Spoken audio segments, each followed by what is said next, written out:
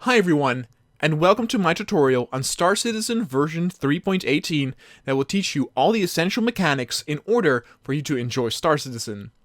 You might be a little bit intimidated by the length of the video, but it should be said that since Star Citizen is a sim game rather than an action game, everything in Star Citizen takes time.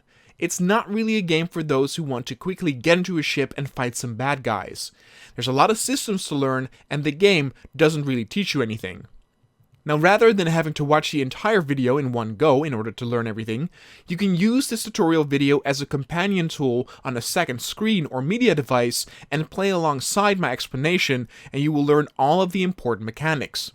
If you follow my tutorial, you will get to learn how to call, take off, and fly your ship, how to interact, buy, and consume important items, how to purchase gear and new ships, and also how to accept and perform various quests and missions, including combat missions.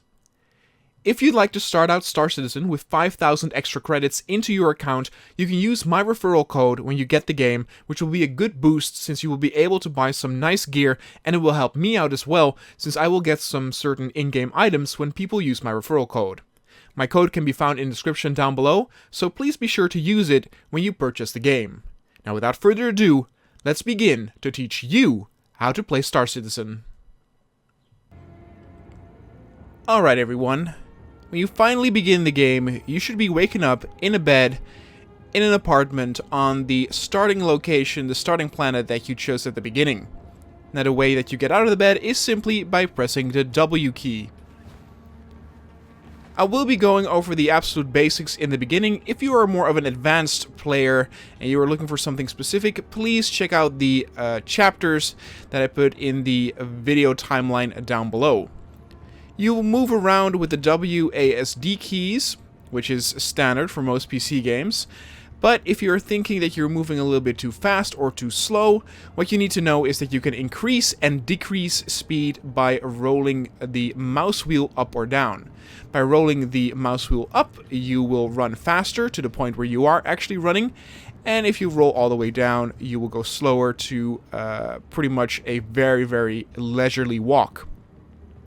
It's not just a slow, a medium, and fast mode. There are many speeds in between, so just walk around your apartment a little bit, get a feel for it, and see what speed kind of suits you by rolling the mouse wheel up and down. Also, you might see something different compared to when you were playing, and that is namely this, that in the left corner there will be the global chat. If you find that annoying, or you find that it kind of hinders the visibility, the way you turn this off is by pressing the F12 key. If you press F12 again, it'll appear one more time, and if you want to partake in the global chat, you can actually type in a message by pressing the Enter key. For now, though, I will turn it off since they are talking a bunch here. I first want to talk about how to interact with the environment, since you will be doing this a lot, and this is also how you will interact with buying items or talking to NPCs. The way you do this is you press and hold the F button, and once you do that, you will see that a cursor will come on your screen. I hope it is visible. If it is not, I apologize that my OBS is set to where it will not record the cursor. But basically, with the cursor, you can now scroll over your screen, and there are some parts of the environment, as you can see, that you can interact with. And by simply left-clicking on the mouse, things will happen. In the apartment, there's not a whole lot to do, mostly open and close things, but it should be noted that there are no other players in your own apartment room, so this is a perfect place for new people to kind of get a feel of how the game moves, how it all works, and to learn the interaction menu. And again, some things can be pretty specific as just this button.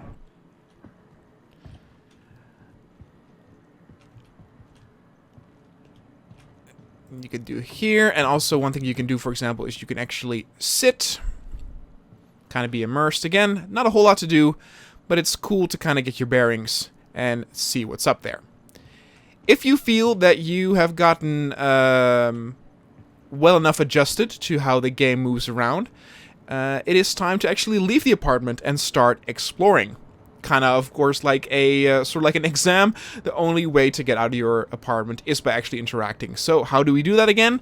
Press and hold the F button, hover over the door button that says open, left click, and voila. And then you are out of your apartment.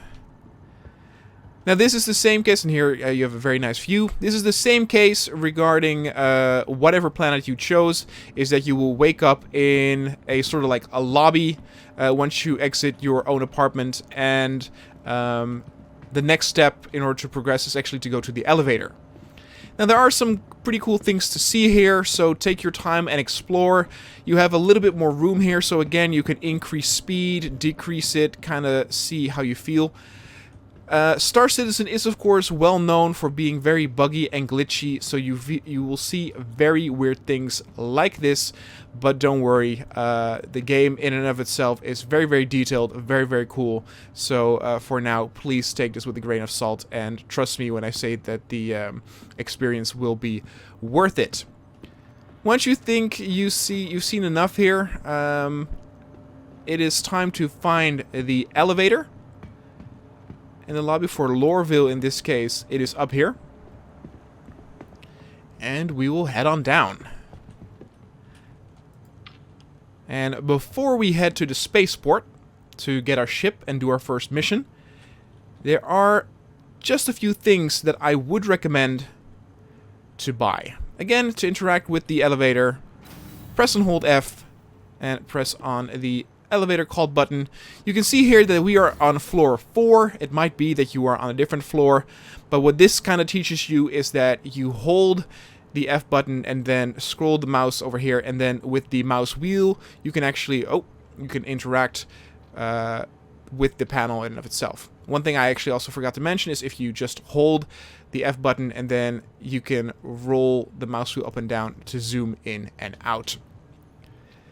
What you want to choose is the ground floor, and that's where we are currently heading right now. I won't go into too much detail of exploring the various planets. I will probably do a quick rundown of some of the points of interest, but most of the exploration I will leave up to you, because that is part of what makes Star Citizen so fun. It's all about immersion and being in this game world that you've never seen or experienced before, so part of the fun is really exploring all of this. And look at this view, people. I absolutely adore this. One thing I love so much is that this is not just a static background, but when you're in your ship, you can actually fly towards those buildings, which is absolutely insane. The fact that we can do that now in games is mind-boggling. Alright, so these cities that you are in, regardless of Lorville or an ArcCorp or New Babbage, are actually quite big, and there's a lot to do and see. As I said before, what I first recommend is to buy some essentials. You can actually see how much money you have by pressing the F1 button. The F1 button will turn on your Moby glass, and we will actually be using this a lot. You will be accepting missions here, checking the star map here, doing repairs on your ship. So this Moby glass will be your best friend, but I will explain a little bit more about this later. In the top left corner here, you can actually see the name of your player, and under that you can see your current balance. Now, there might be actually a weird current balance here. One of the reasons why for me it's so high is I've been playing this game since 2016, and so they actually give me a bit higher starting credits, I believe, for the ship that I bought back then, even though it always used to be 20,000, and this time they gave me 200,000. I'm not entirely sure why that is. Also, in case you're wondering why it is not currently 200,000, this is actually my second try of recording this tutorial, and the first time since it's 3.18 and the launch was an absolute disaster. It actually got to the point where I bought some gear and the game was bugged, and so I didn't actually get the gear, yet the pricing or the payment was actually deducted, which I paid basically for nothing. Now, you as a player should have around 1,000, or if you use the referral code, which again you should, and my own referral code is in the description down below, which will give you 5,000 extra credits, meaning that most of you will have 6,000 starting credits. For this tutorial, I will kind of pretend like I only have 6,000 credits and see what we can buy from that starter money. If you want to see your inventory, which at this moment shouldn't be a lot, you will simply press the I button, which is pretty standard for most PC games. Now, I believe that most of you will have an empty inventory here on the right side, and don't be discouraged by seeing so much here. Again, the reason why I have so much in my inventory is because I've been playing this game for on and off, I should say, for many years, and I believe that through the years they've given some like free starting gifts to the people who have been supporting and playing the game for a longer time. Again, this is a whole new character. I haven't actually bought anything with it yet, except the gear pieces that I didn't get, but I always start the game with this when there is a wipe. Currently, you should only be equipped with a helmet over here and an undersuit. Now, the big disadvantage of an undersuit is that it doesn't actually have any pockets in which you can stow items, like, for example, food and drink. For that, you will need armor or a backpack, and so those are the essentials that we are going to buy now. Now, besides just buying, again, I think that the cities are absolutely awesome and beautifully detailed, so take some time to explore. There are some other players that might roam around, but again, you are in a safe space, so just have fun. Just go and explore. And don't be afraid that if you see, for example, in the bottom left, a corner of a water drop, or in this case, the icon that you see here, that will basically tell you that you are getting thirsty or hungry, but again, you will only be in danger once that reaches like a real low number, like 0, and that will take a long time, so go fun, just explore. Over here, there's the hospital where you will buy medical supplies, which is very important, but for now, we won't be doing anything super dangerous, and I really recommend you also not to do that in the beginning, because this game is pretty punishing when you actually die or make a mistake. You will either get a crime stat, which is actually quite difficult to get rid of, or you will die and lose all of the items that are currently in your inventory. Make sure to use some of the signs to get your bearings around here. There's no actual map of the city, so you will actually have to resort to the signs. Over here, a little point of interest, there's a cool bar. Not a whole lot you can do here. There's a quest giver over here, but you will have to do some prerequisites in order to actually do that. You can interact with the seats and the chairs to sit. I believe you can also order a drink, even though the bartender currently is not here.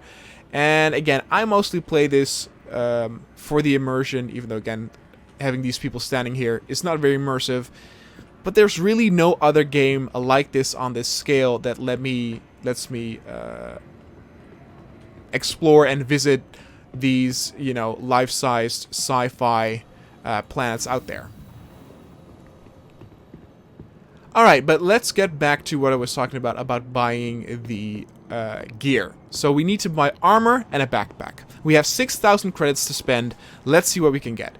Here we have Tamani and Sons, which is a regular clothing shop.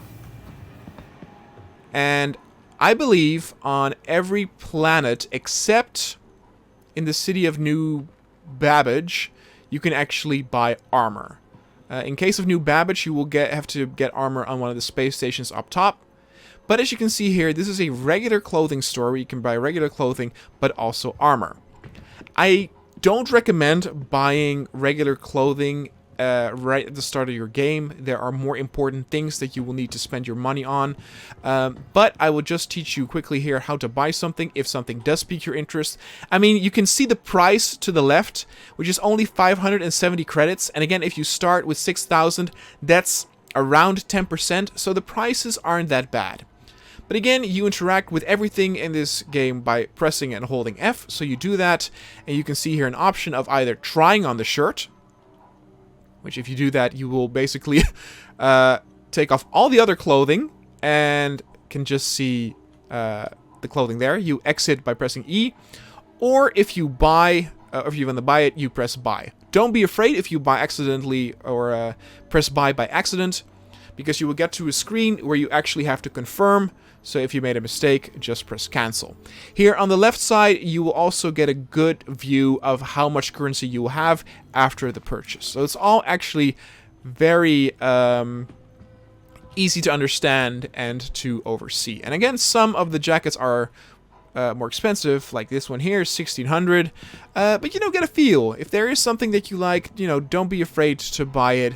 Again, I would recommend something else to buy first, but be free and wear any of the apparel that you like. Again, it's all about immersion and buying. Now, we will be doing some buying via a screen, which is also the other way you can buy things here. But for now, let's actually take a look at the armor that they are selling. Now, in terms of armor, and this is pretty much the case for all the armor sets, at the base of the armor will be an undersuit. The undersuit is, as I said before, what you are already wearing. You will start this game with an undersuit, and even if you die, the game will automatically give you an undersuit. You cannot wear armor over regular clothing. You will always need to wear an undersuit over which the armor pieces go to. Even though there are different undersuits that they sell here, it doesn't really matter which one you get, and it kind of color-wise, and maybe protection in terms of like temperature and stuff, but it shouldn't really matter. What is important here is if you hover, or if you press and hold F and then hover over the armor, you can actually see that you can highlight different parts of the armor.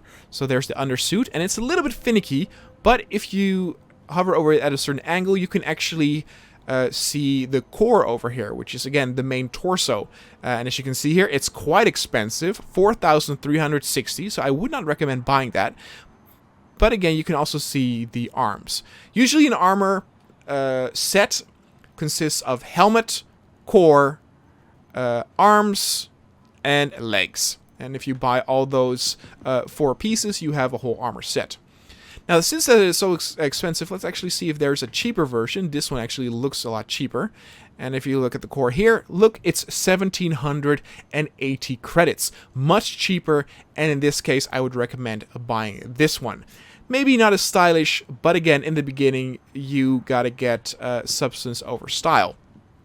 The way, again, you can buy this is by what I said before. You click on buy, and then confirm the purchase, or, and this is also important to note, we will go to the screen here. Again, press and hold F, shop now. And this system is actually very easy to use. On the left here, you can choose a category. So they have utilities, clothing, and armor. We are currently looking for armor, of course. And you can choose a subcategory and even choose what kind of armor you want. In this case, we are looking for torso armor. And you can see here that they have other models that are 3.2K, the 4.3K we saw earlier, and here they have the 1.7K. One reason why some would prefer to buy via a terminal like this is because, as you can see, suddenly we saw the dark green variant standing over there in the show model, but they also have gray, black, tan, desert, and if you scroll down, they even have some other variants as well, also 1.8K, in many more different colors. So that's actually one of the reasons why you might want to buy via a terminal, since you get more choice in color or pattern that you want there. And by just pressing quick buy, you will actually get it. I might be a little weird, but I do sometimes prefer to actually get it like this, just because that is a little bit static.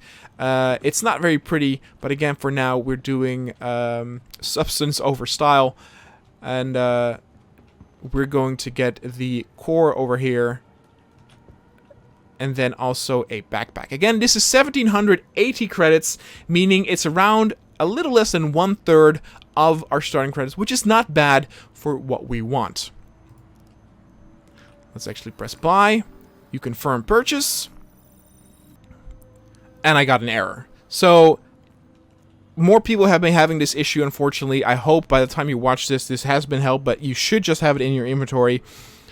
Luckily, though, after I stopped, it actually did appear in my inventory. And so how you actually equip this is, again, press I to open your inventory and simply click and drag the torso to your thing. You can see a blue circle on your torso area, which automatically means that that is where you place it.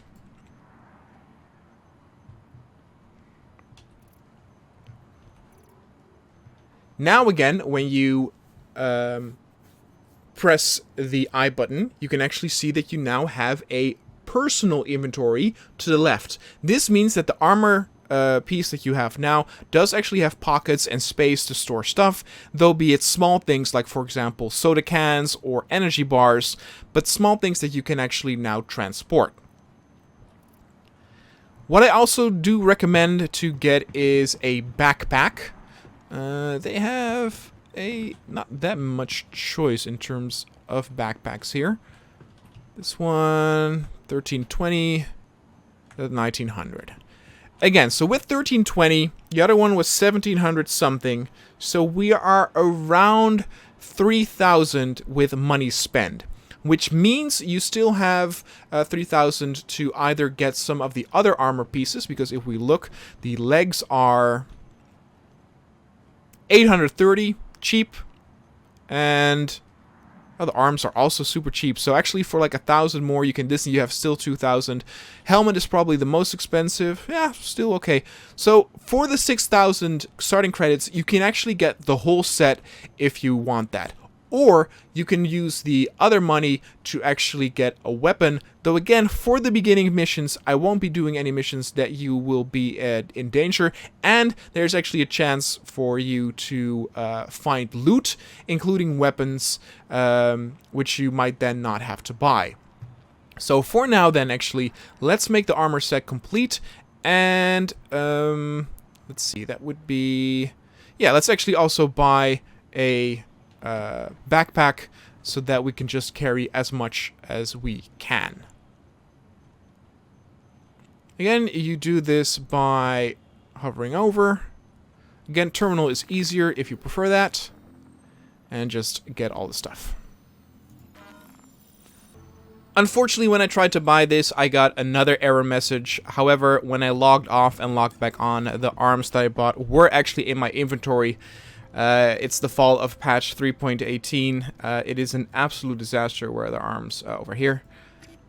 And it's a shame that basic systems like this are broken. It's kind of unacceptable. The fact that people cannot get in the first few days. We've seen that with other MMO games as well, where the servers cannot handle the sudden spike in popularity. But the fact that it breaks basic systems is unacceptable. Anyway, once you have the arms, please go ahead and you can also buy the legs and the helmet. If you do want to save some money, don't worry. I do still recommend to get a backpack.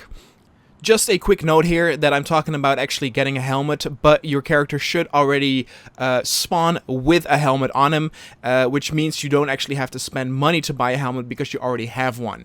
If you want to kind of match the rest of the armor set, you can still buy it, but it's actually a good way to save, in this case, around 1,300 credits to not buy a helmet since you already have one. Can buy a backpack. There we go. And now we are actually going to put them all on.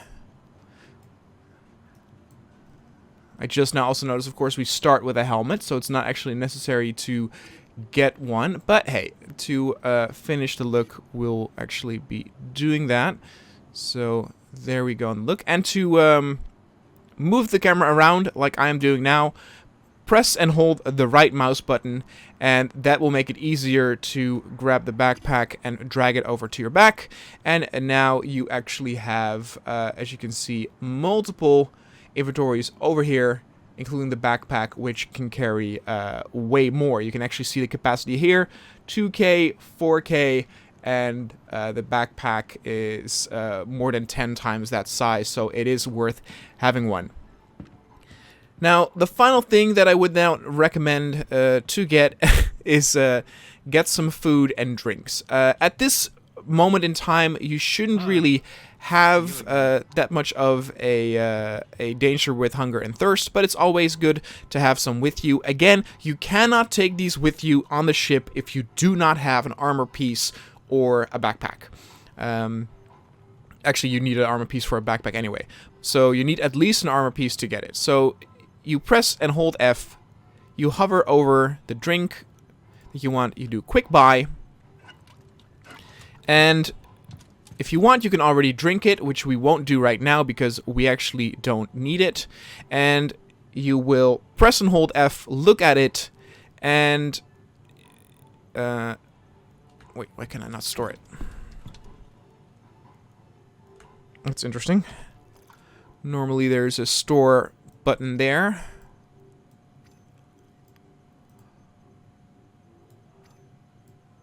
Alright. Well, normally, okay, I'm not entirely sure why that's not working.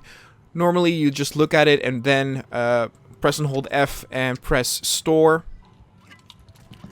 which it didn't do right now. Nope, I can only drink and place it. If you want to place it, well, we'll talk about that in a little bit. Okay, so it's a little bit of a nuisance, but press I and click and drag the bottle to your inventory. Now it's in my backpack. Also, grab a snack, and you can actually see in the bottom left corner that I am a little bit hungry, so I will actually teach you how to eat certain things, but I will actually put this in my... Actually, can I also not store this? Oh, this one I can store. Okay, it makes no sense, this game. But so yeah, so look at the item that you're holding, press and hold F, and then switch to store, and you will automatically now have put it in your backpack. I'm going to buy another one. Quick buy. And the thing is, what some people find a little bit confusing, if you now press and hold F, look at it, and then press eat, nothing will help. Oh, it actually says it. So you have to remove your helmet in order to eat and drink. Makes sense, right? There's a big mistake that newcomers, including also me in the beginning, will make when they do this. Namely, what you can do here, and this mostly happens if you don't have an armor piece or backpack. But let's say you do it like this, and you leave your armor on the local inventory. Now you can finally eat. Nice animation there of nothing in there. Oh, Star Citizen. I love and I hate you so much. And many people forget to put their helmet on again. And if you leave it in the local inventory, it means it will stay on the planet or the city you are currently at. Meaning that if you go into a ship and you never put your helmet back on, you will basically have no helmet available until you're back in the city.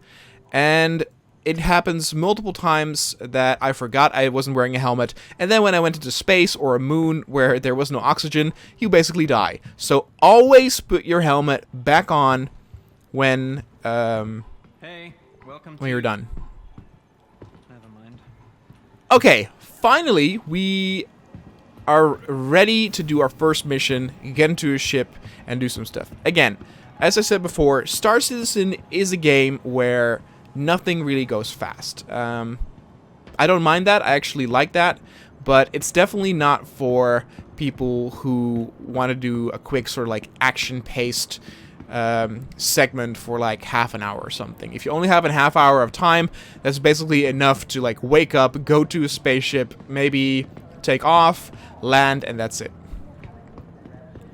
So find any map or sign where you can see that you can go to your local spaceport. In Lorville, it is the Metro Center where you need to go. Because... okay, no, it actually doesn't say there. But once we enter, you can actually see that there is something called the Spaceport line. And that is, of course, what we want. So we actually are heading to the Spaceport line. Welcome to Metro Center. Transfers to the perimeter, spaceport, And we'll use that. As I said, with 6,000 starting credits, You should now have around 1,000 or 2,000 left. Maybe if you didn't buy a backpack or a helmet, you should have around 3,000 left, which is all fine. Again, you're waiting for the train. You simply go stand in it. Now, you used to be able to sit on these things. Oh, okay, they put that back in. In the previous version, you actually couldn't. So I'm actually going to sit.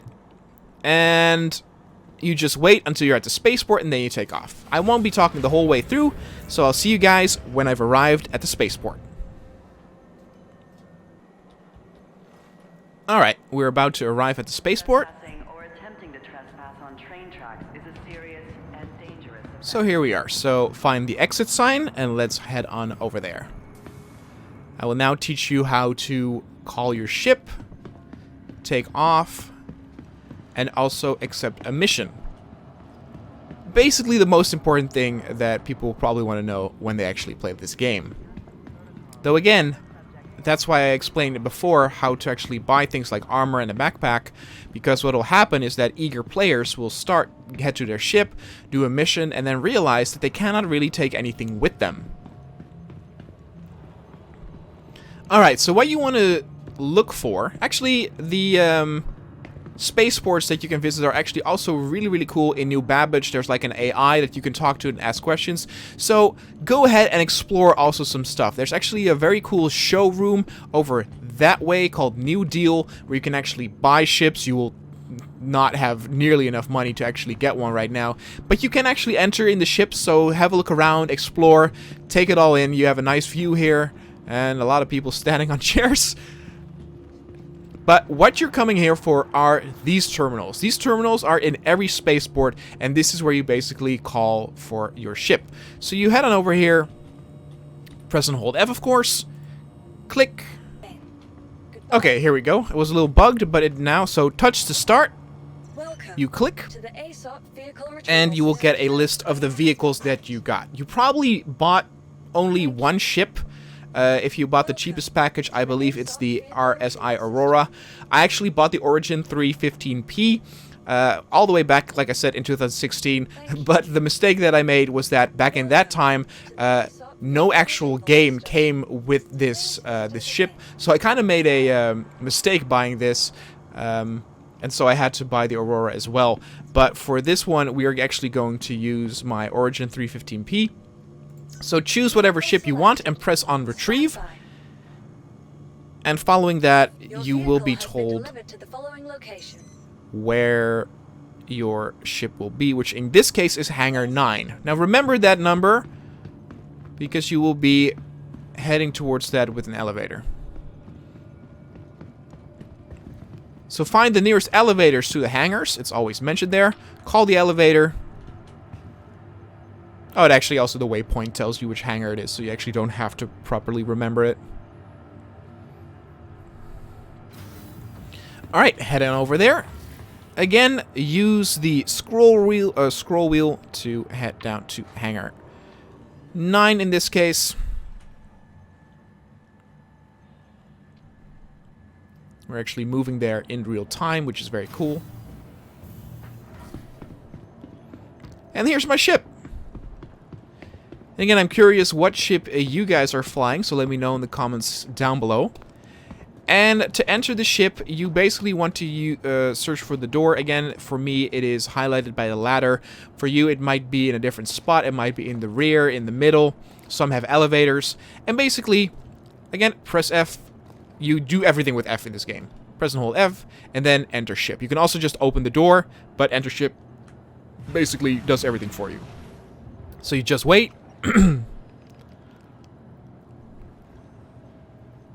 And there you go.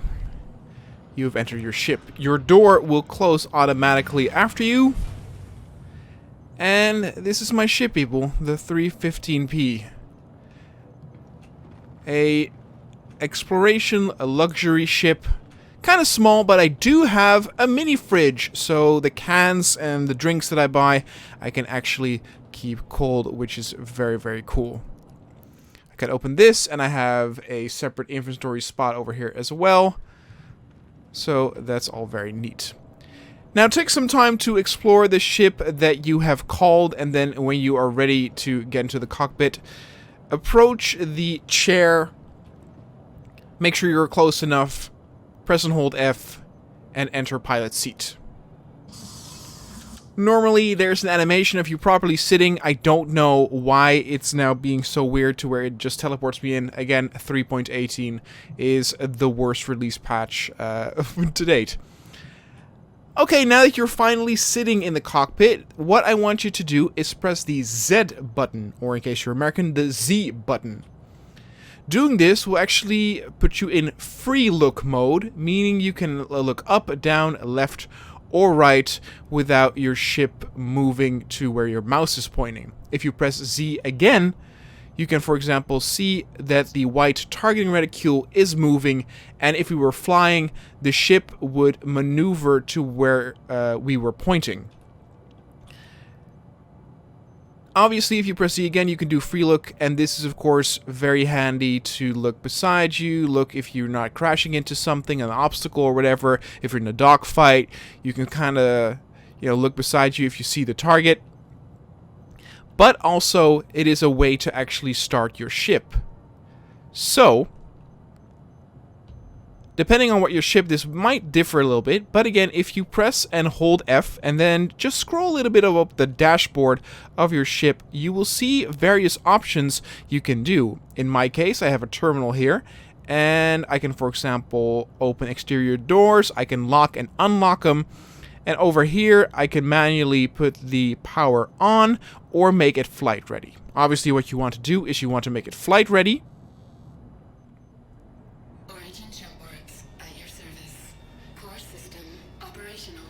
And there you go, the flight computer just welcomed us, and we are actually ready to take off. Now, some of you might find this a little bit annoying to go into free look mode and look for a manual button. So there's another shortcut that you can do to do this. So I'm going to power off again. And once you're sitting in your cockpit, you will get your ship flight ready by simply pressing the R button. It is as simple as that. Probably most of us will use that since that is simply the quickest. The manually putting the power on or off will be probably done more by people who want to roleplay or really be immersed. Once you're flying, you can still look around and you can actually adjust many things manually. As you can see here, I can, for example, adjust things like power to the shield, to the front, or the rear. So play around a little bit, see what you can actually mess around with, and get used to how this all works. Now, before we fly out of here, what you always have to do when you leave a city or a space station is make contact with the landing service. This is actually a feature I really like of Star Citizen, where whenever you are landing or taking off at a city, you need to make contact with the landing tower, which is kind of realistic because, of course, airplanes need to do that too in our reality. You do this by pulling up the Moby glass. If you remember, you do this by pressing F1. And at the bottom, you will see all sorts of tabs that you can open. I won't explain all of them at this point because that'll be a lot of information in a short time, might be a little bit overwhelming, but what you want to do is press the most left one, which is Comlink, Communications Link. This will basically at the right show some of the other players on this server, and in the middle you will actually be able to see the global chat, even if you've turned that off. What you want to do next is you want in the upper left corner press the Friends tab, and as you can see here, the Lorville landing service is now selectable. This is the icon for making contact. You press that once. Contact has been established, and if you press F1 again, it turns off, and as you can see, they're opening the doors for me to leave. If you do not make contact with Lorville and just take off, you will crash, die, and probably have a crime stat and be considered a criminal. Before we finally take off on our ship, there's still one tiny thing we need to do, and that is, of course, to pick a mission. Very important. So, how you do that? You open up your Moby glass again. As I said before, your Moby glass you will be using a lot. You go down to all those tabs again and just scroll slowly from left to right, and I want you to stop at the Contracts Manager tab. Click on it, and it opens here, and you will see a whole list of different things. So what you have here on the left are the categories of missions that you can do. If you, for example, click on the delivery mission, then on the right you will actually see the number of missions that are available for that category. So there are 3 delivery missions available, even though it says 2 here. For search missions, there are 3 available. Bounty Hunter, there are 2. And so on and so on. For now, I would recommend to mainly focus on missions in the General tab. If you click on Personal, there will be a few missions available as well. Some of these are really cool and actually pretty cinematic and more story-driven. However, many of them are also actually illegal, and if you do something wrong, or actually if you just generally do them, you will get a crime stat, and I do not recommend dealing with that in the very beginning, because it will really put a handicap on what you are able to do and not do. For the mission, your first mission, I would recommend something from the Delivery tab. As you can see here, we actually have 3 missions. And on the right, you can kind of read on what is expected of you. You can see that the payment is quite different. And even though this is the lowest payment, I would recommend to do this one. And the title might be a little bit different depending on what planet you are on. Because that's the thing, all of these missions are dependent on that I am currently on Hurston in Lorville, and where I to travel to a different planet, Microtech or ArcCorp. Different types of missions would be available, including some unique ones. So it does really pay off to actually travel to other planets and see what missions are available there. For many missions, you will first need to do a sort of tutorial mission in order to unlock more missions that also offer higher pay. This also goes for the Bounty Hunter, if I'm not mistaken. For example, yes, here, there's a certification and training permit where they first will, for example, have you go after a very easy target, and after this, more advanced missions will unlock. But again, this is dogfighting. For now, I would recommend a mission that's rather safe, so that you can get used to the systems like landing, taking off, picking up items, etc., etc. Going to different planets. And for that, I would actually recommend the delivery, and then the one where it says we're looking to hire independent pilot, somewhere in that trend, where if you pull this off, we can see about other contracts as well, meaning this is a tutorial mission. If we do this, they will actually have more delivery missions with also better pay. If I'm not mistaken, usually the payment after this will be around 6,000 to 9,000 per delivery. Might not be the most exciting mission to start off with for those who want some action, but again, if you're new to this, I highly recommend you do this. I used to do maintenance missions, which is basically going, it's kind of the same mission where you go somewhere, you pick up cargo, and then you dispose of it.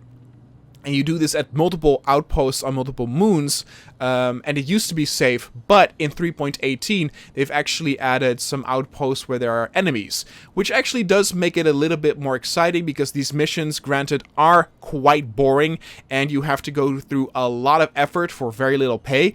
So the fact that they added enemies and more loot does make them interesting, but again, since there are enemies abound, I don't recommend you do this now when you don't have a weapon.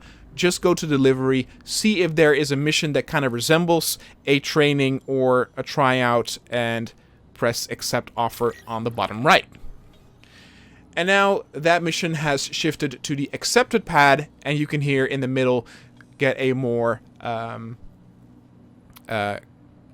detailed description of what you want to do. In this case, we only need to pick up one package from Hurston, which is the planet we are currently on, and I assume they will tell me where to deliver it once we have it.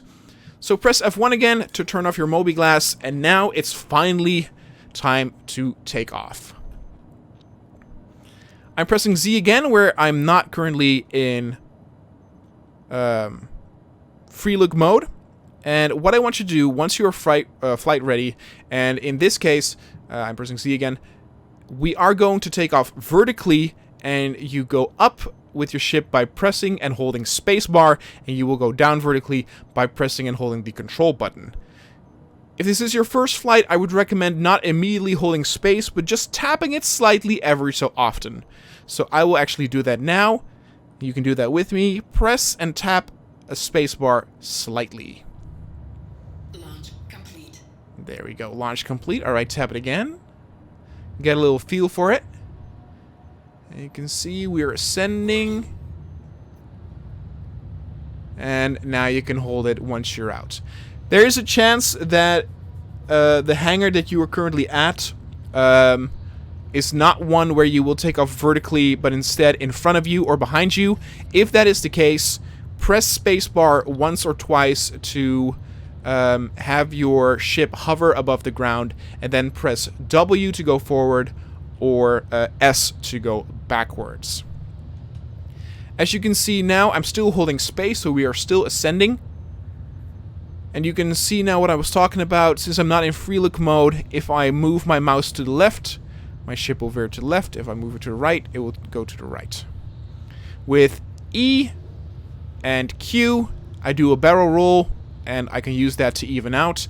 And of course, as you might have already suspected, if you now press W, you move forward.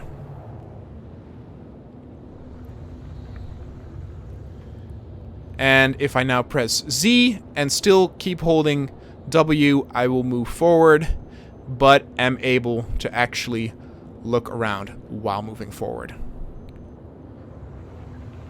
So if this is your first flight, move around a little bit, get a feel for it. Chances are high that you have a beautiful view to look at with the city that you just left. So fly around a little bit, get a feeling. Every ship feels completely different. And once you feel more comfortable, we will get into a little bit more detail. In terms of important information on your screen, on the right you will have your altitude meter, showcasing how high you are above the ground. Not all that important when you're taking off, but when you're landing, especially maybe in the middle of nowhere or with a lot of obstacles, it is important to take note of how high you are above the ground.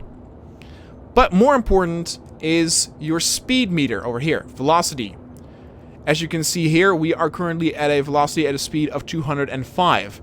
What I now want you to focus on is this red cube over here.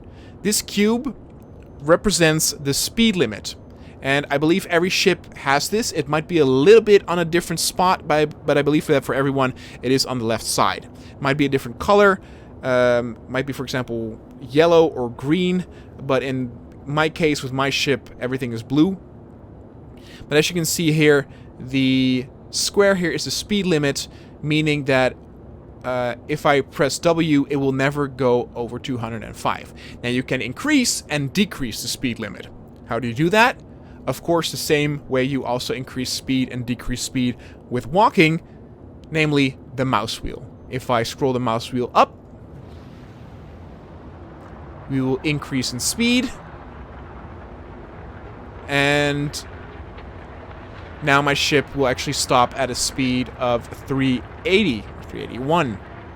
I can increase it even more if I want to, all the way to the top for maximum speed. But I can also lower it. I can lower it all the way down to where we are moving at a snail's pace. You might be wondering, why would that be important? Again, if you are landing, you know, coming in at a high speed is a sure way to actually crash. So landing at a lower speed is obviously necessary. And again, as I'm holding W and increase the speed, it'll automatically go up. Now, some of you might actually be getting tired of holding the W key, and especially if you need to go to pretty far areas. Like, for example, our pickup package is 70 kilometers away there. and you might get tired if you need to press the W key the entire time. For that, they have autopilot, or in this case cruise control, which you can activate by simply pressing the C button. Currently, I just press C, and my hands are off the keyboard, my hands are even off the mouse, and we are still moving forward because I activated cruise control. Very handy, and you will use this most of the time. All you have to do now is you can use the mouse to adjust, or if you press Z, you can simply look around while your ship is doing the flying for you. When you are in cruise control, again, you can also increase the speed by moving the speed meter up or down, and cruise control will do it automatically for you. Now, it is important to note that if you are going to land, please do turn cruise control off, because otherwise your ship will still continue forward, even if you want to land vertically by descending with control. One final thing that I want to note, and actually a pretty important one before we go to do the mission, and that is the landing gear. We of course took off, and what you might not know is that our landing gear is still up. There are certain different ways to actually check this. One way, which might not be immersive but still cool, is pressing the F4 button. The F4 button will switch to third person, and if you press Z, you can look around in free look mode and get a good view of your own ship. You can even see yourself in the cockpit over there. And if you press Z again to exit free look, you can actually even move your ship around in third person if you want that. But the way you can check if your landing gear is raised in first person mode is by checking over here and seeing if the gear icon is highlighted. Currently it is highlighted, which means that the landing gear is out, and you will pull up your landing gear by pressing the N button. That's N for the Nico. Not M for McDonald's, but the N of Nico. There you go. The flight computer let us know that landing gear was raised. You can check that now too. Oop. Wasn't in free look mode. You can check that too. Our landing gear is raised.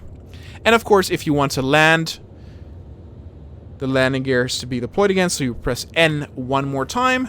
You can see it flickering. Landing gear deployed. Again, the computer will let you know, but it's always important to check if it's up or not. So I'm going to pull it up again, and then we're finally going to do the mission, people. Landing gear raised.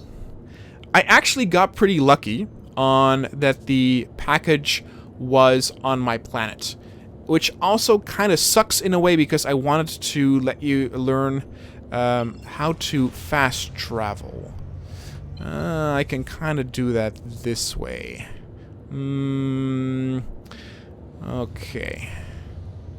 This is not going to be the most efficient thing, but since for some of you the package might be on a different planet, I'm going to teach you how to fast travel to other locations.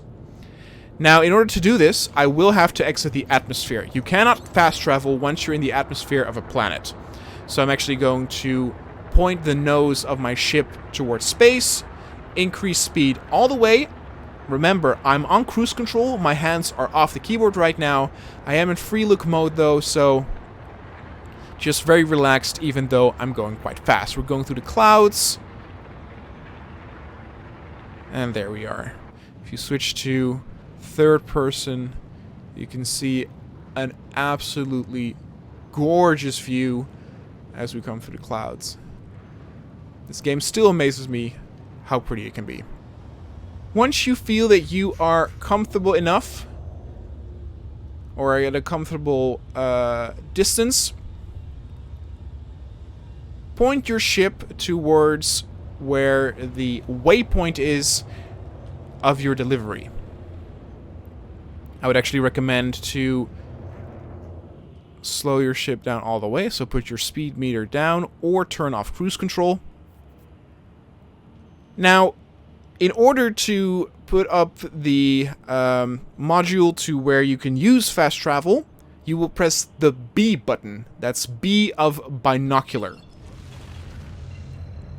As you can see, once you press B, all types of icons become visible. These are all fast travel spots that you can go to. Some will be blue, meaning that you can now reach them. Some will be red. That means that they're obstructed and you will have to travel somewhere else first to where it won't be obstructed and then you can travel. As the location where we are going is on the planet, I'll be looking down towards the planet, but for some of you, you might actually have to look to one of these moons or planets and line up. Because what you have to do is you have to line up your ship at the location where you want to go and make sure that the blue diamond, the location, the waypoint is inside this blue circle. You will see that the spooling and calibration will increase to 100%, and then when the green ready sign is displaying, that means that you can actually start the fast travel. Don't be afraid if you, for example, jitter a little bit and you actually lose the thing. Simply point it over that again and the calibration will start anew and will only take a few seconds to calibrate. Once it is calibrated and good to go, press and hold the B button. Quantum drive activated. And once you are in fast travel mode, you can let go and enjoy traveling at the speed of light by yourself. If you are going to a different moon or planet, it will look much different. You will actually go into a sort of like light tunnel like you know from Star Wars. It'll also take a few seconds longer than the fast travel that we did now, but essentially how you do it is the same. Once you are there, don't forget to press the B button again, because otherwise you will constantly have all these icons, these waypoints on your screen, and now you can continue to where your package is. If it is on a different planet or moon, chances are also likely that you won't immediately come out of light speed at the location right above where your package is. So press the B button again, point towards the waypoint, and then wait for the spooling and calibration to be complete, and then press and hold B, and then it will get you to a location that is similar to one that we have here. It will always drop you at a location that's around 30 or 25 kilometers, and we will make our approach here, and we are actually making our approach from quite far. Again, you can see how quickly we are dropping if you look at the altitude. Be sure to decrease speed on time when you're getting there. I usually like to decrease speed a little bit once we're at the 10 kilometer. Some of you might want to do it later. But as you can see, we have to go through some thick clouds. Visibility is very, very poor. And you don't want to go full speed and suddenly crash into a mountain without having any time to react. Visibility is very, very poor, actually. Oh, dear God. Did not expect this.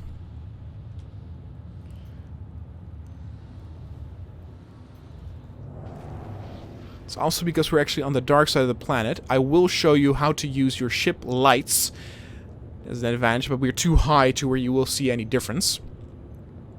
I'm currently at a speed of 133. I'm still in cruise control.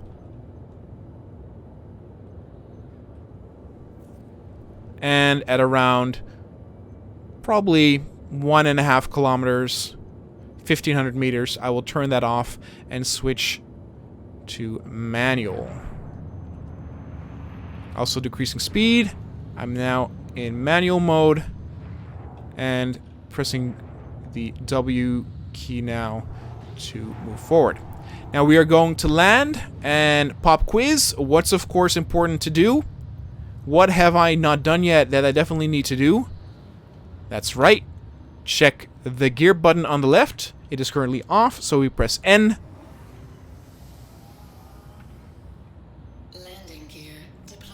Landing gear deployed, says the computer, and we can make our approach. Now, chances are high that you won't actually make your approach from this angle. but that is completely fine. As I said before, you can actually use your ship's light. I will teach you now how to do that. You do that by pressing and holding the F button and then clicking the right mouse button. So not the left one, but the right. You will get a wheel that you can do some actions with.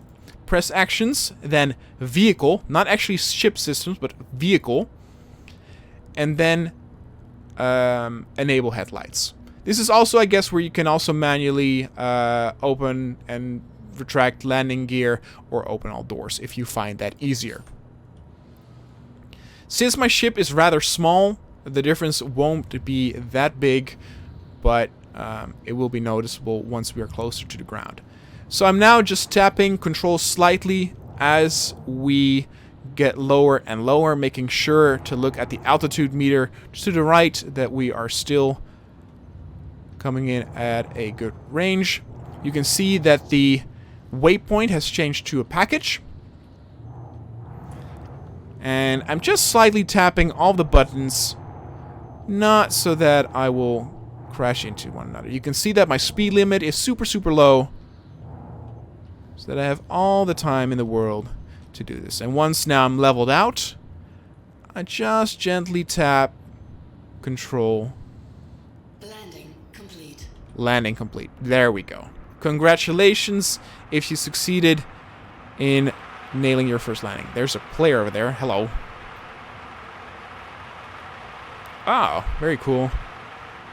In this video, I will actually teach you how to get that ship as well. The way you get out of your seat is by pressing and holding the Y button. I do wish we were in a little bit better conditions. It's not very pretty here. Press and hover over the door. Press exit ship.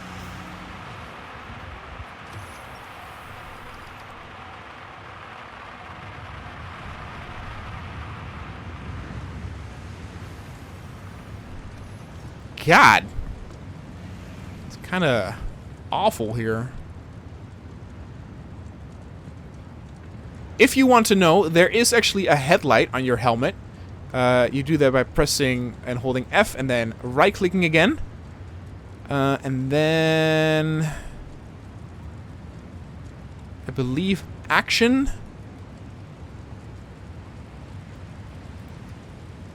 Player, no. There we go. So item, go to item actions, and then flashlight, enable. And there you can see now that you actually have a flashlight that will help you see a little bit better. We are now going to pick up the package, but one thing that I want you to notice is with your ship, chances are that you probably will have a cargo bay. Where this is will differ from ship to ship. It's near the rear. Usually it's a ramp that opens. For other, it's an elevator that will come down. In this case, it's over here, and I have to stand at a pretty weird angle to activate it. For example, if I stand over here and I hover over it, nothing happens. I have to kind of stand to the left, and you can see here that I have an action to open the rear cargo bay. And this is where we will be placing the package. And there goes that ship. Have a good voyage, Pilgrim. Luckily, most of the people are nice, even though I'm not liking how he is pointing towards me.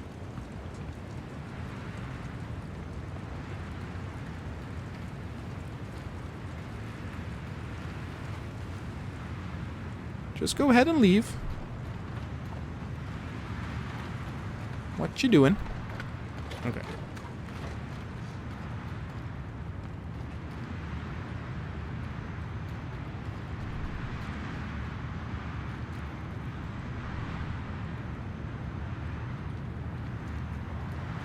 Okay.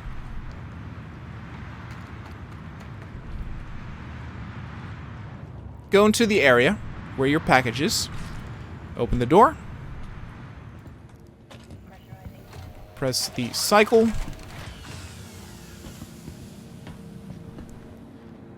And you can now explore the outpost a little bit. I'm actually going to open global chat to see if someone...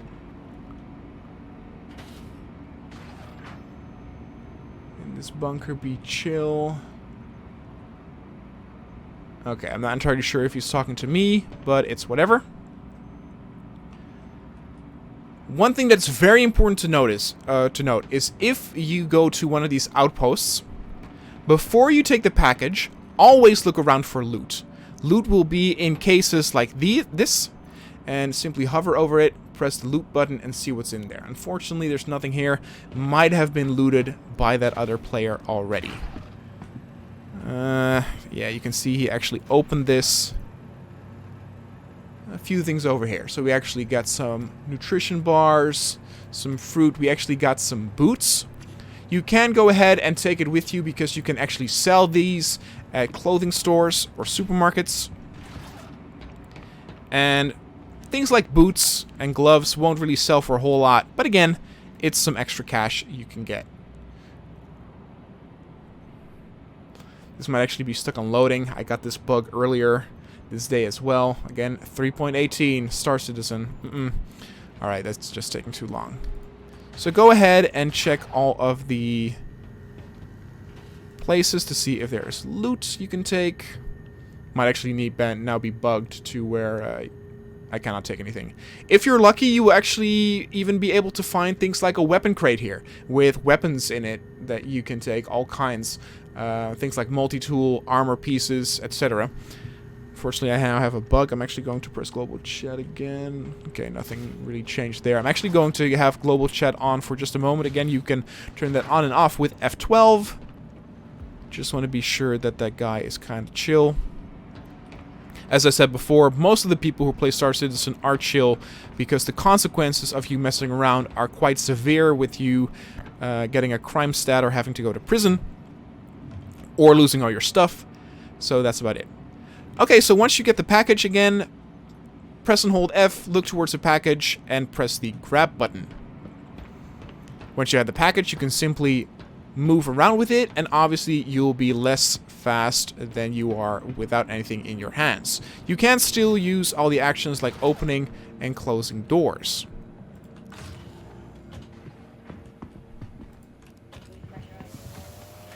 So you're heading outside. Hopefully he didn't do anything to my ship. Nope. And I should say it does actually sometimes help to also scavenge some of these other buildings that might have loot boxes as well.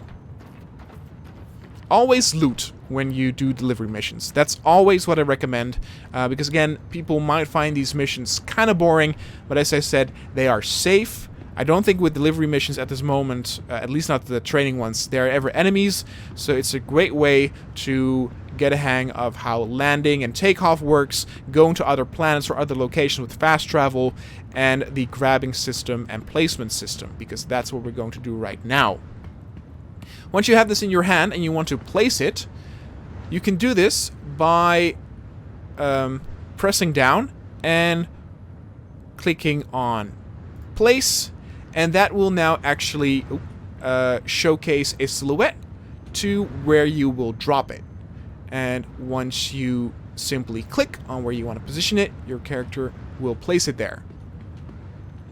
You can also, with the crate, click on enter ship, and you will actually enter into the ship with your crate, and you can place it there in the same way by looking down, clicking place, and then placing it in your ship. The reason why I sometimes would recommend this is I have had multiple times to where I would place it in the cargo bay, I would glitch through the world or through the cargo bay and have even died. Once it is placed in the cargo bay, and I also recommend never to press the drop button when you want to place it somewhere, because I have had at least 3 or 4 times where if I press drop, which your character simply drops it, that the crate will fall through the floor or get stuck somewhere, and you will basically fail the mission. Once it is in the cargo bay and ready to be transported, head on over to where the button is or where you need to press to close it. There you go, and you can already see it's jittery. Oh, Star Citizen, you always scare me.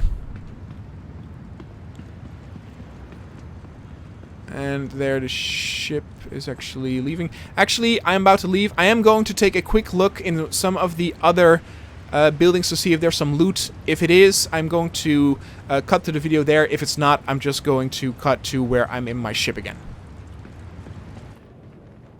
Okay, so I'm in one of the buildings, and luckily I actually got to some loot boxes that actually had some pretty cool stuff in it.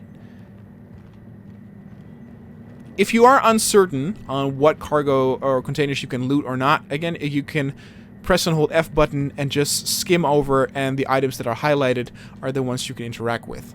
Now there's a loot box here that actually has quite a bit in it that I can carry. As you can see here, there's a lot here, including a lot of food, a lot of drinks, clothing. We have a pretty cool jacket, one that we might actually be able to sell for a pretty good price. And one that we can actually still carry. You can see that we are currently at 62% of what we can carry in the backpack. There's even actually an undersuit, or it might actually be a regular suit. But the most important thing that I found actually here is this, the multitool. The multitool is an item you will eventually be getting, whether you buy it or you find it. And once I click it, I can either store it in my backpack, or I can immediately hang it at the side of me and use it there. Besides just the multi-tool, which you can use for things like mining, but also transporting crates, there are... Here we go. The tractor beam attachment. As I said before, you can use this to actually carry other like heavy crates, but you cannot do that without this tractor beam attachment. So grab the attachment and grab it to your backpack. And it's also useful because that way I can actually teach you how to customize weapons and tools. And this is the medical attachment, but from what I understand is you don't really want to use that with the multi-tool. You rather have a medical gun. I'm just going to take some dinner with me. Don't bother taking food and drinks if you want to sell it. Food and drink sell for usually nothing at all, or if they do, it might be for only 1 credit, so it's really not worth taking if you're planning to sell it. Things like armor pieces, clothing, that has a little bit more value. So take food and drink only because you need it or you want to consume it for later. Okay, then we have that. We only have one thing to deliver. There's also something here. No. When I actually checked just a moment ago, there was a helmet and some sleeves in here. So I guess it's just bugged to where it doesn't actually show me.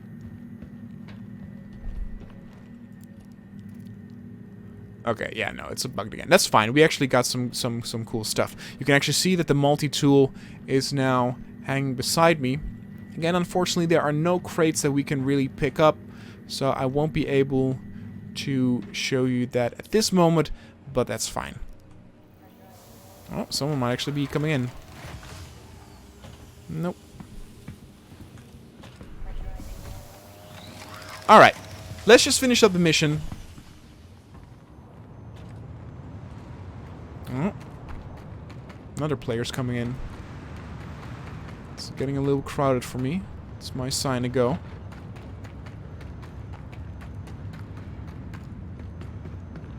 Why are there so many people here? Oh, here we go. This person is actually carrying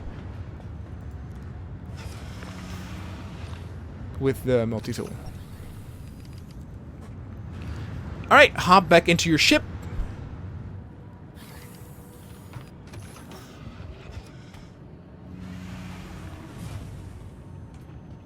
Go to your pilot seat.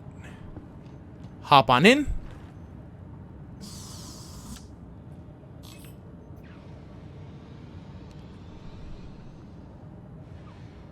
You can see now that the waypoint has changed to drop in. I forgot to turn off the power, which was not that smart.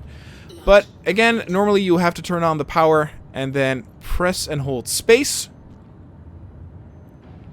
And you'll be lifting off. Okay. Turn off global chat. It should also be mentioned that since we did the landing manually and had the speed limit very low, you won't be ascending at a very quick rate. If you feel comfortable enough and if there are no obstacles, you can immediately, even before taking off, increase the speed limit and you'll be heading off way faster. Since we are up in the air, we will press N, pull up the landing gear, make sure that it's off. Landing gear raised. There we go. And now we will travel towards the drop-off point, which is 1,000 kilometers, meaning we will have to fast travel. What do you have to do again to fast travel? That's right, be out of the atmosphere. So, point your ship towards the stars, increase speed limit all the way to the max, press C for cruise control, lay back, take a Lipton iced tea like I am having here, and just relax, baby. Just relax. Oh, my headlight is still on.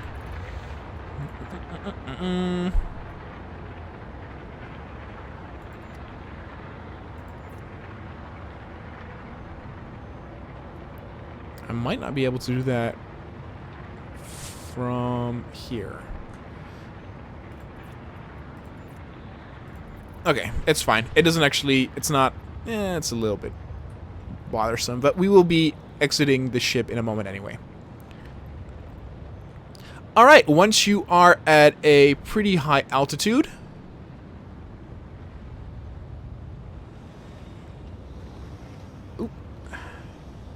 go make a turn. Decreasing speed a little bit so that I can make the turn better. Okay, where is the drop-off point? Over there. Okay, so we're going to fast travel over there.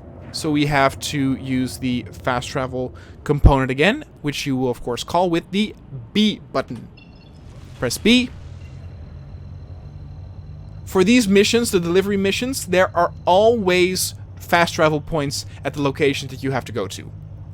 There will be missions where, for example, you need to go to a like a vehicle wreckage or something else, which won't really be near anything yet, and then in that case find the nearest waypoint that is available, and then you actually have to spend a few minutes flying towards your destination.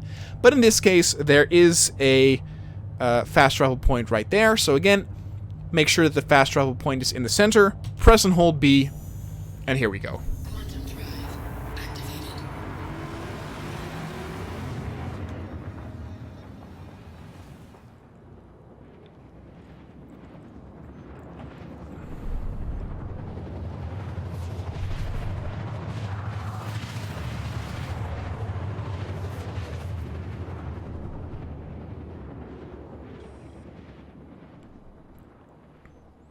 And there we go. Finally, we are again in daylight.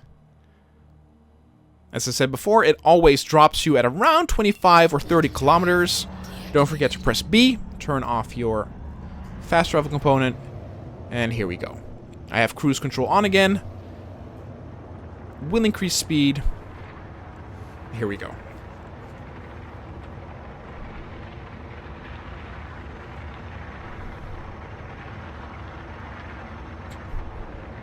Luckily, landing conditions are a lot better than last time, so this will be hopefully just a breeze. Famous last words. As you make your approach, slow down with your speed limit.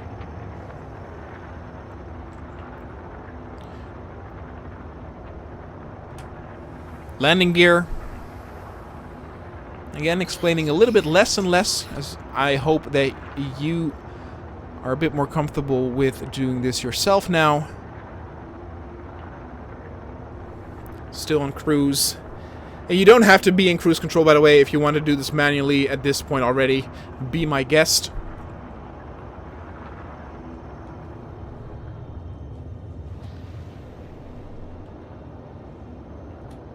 Turning off cruise control and taking over manually.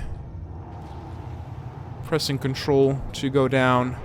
You can see the landing pad over there.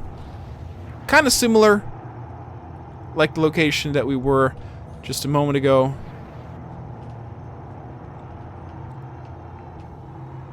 And I'm now using the A key to move a little bit to the left.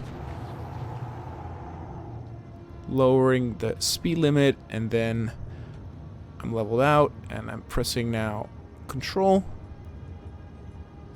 Landing complete. Landing complete. Again, congratulations on a good landing. Since it's daylight, we will actually now turn off our helmet light. Press F or hold F, and then actions, item actions, disable flashlight. There we go. Get out your ship.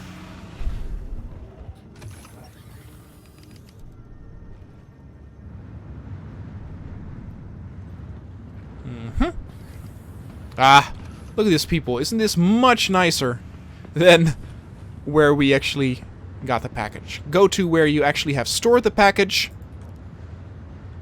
Open it up. Grab it. Do a little prayer that I won't glitch through. Okay. If you want, you can already close the... can I actually close the thing? Yep. And now head on over. With the crate, you can actually also still use the mouse wheel up and down to go faster or slower, but as I said before, you won't be going as fast as without anything. Since this is also another outpost similar to the last one, it would also be fruitful to check out some of the other buildings and see if it has some loot. Oh, actually, this is actually perfect. I can teach you here how to use the multi-tool and carry it that way. So, as we have the multi-tool, you will pull up your tool that you have on your belt by pressing 4. Currently, we have only one tool, so there won't be able to choose, but you can also press and hold 4 and choose between different ones. Now, currently, nothing is attached to the multi-tool, so we won't actually be able to use it. In order to use it for this purpose, we will have to customize it. This works the same way with weapons, and how you do this is you press and hold F, like always, and then point towards your weapon, or in this case the multi-tool, and go all the way down to customize. That will actually pull this up. Actually, the medical attachment is already in. And what you want to do is you want to click on the upper area and then click on the tractor beam attachment. I'm actually going to get rid of this. Okay, and so now when that has been dealt with, press exit. And what is important to note, how you also know that it fits, is if you look at the little screen, you can now see that we actually have a different HUD here.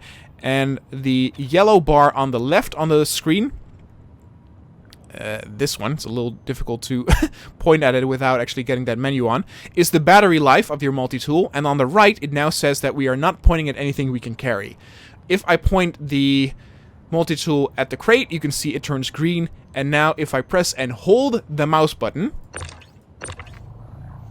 voila, we can carry the crate this way. And this is a great way to carry, for example, crates that are too heavy to lift, but also, again, to make it easy, because you can actually run a little bit faster this way and carry it that way. Or you can actually grab a crate from a difficult to reach spot.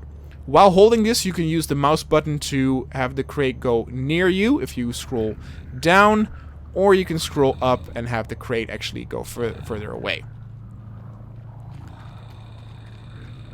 You won't be able to, I think, use like doors, so in this case we will still use the old method of just grabbing it, but again, it'll be a cool little feature to use it that way.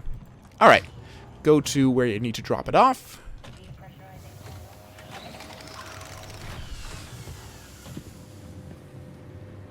And here's an NPC, actually just, I don't know what he's doing. But usually when you go to delivery, you always go to a machine that looks like this. Whether it's at a shady area or a city, you will always head towards one of these. Now, since you are doing a drop-off, you will press and hold F and click on the drop off button on the screen. That will open this. And you don't actually place the item like I taught you, where you look at the crate.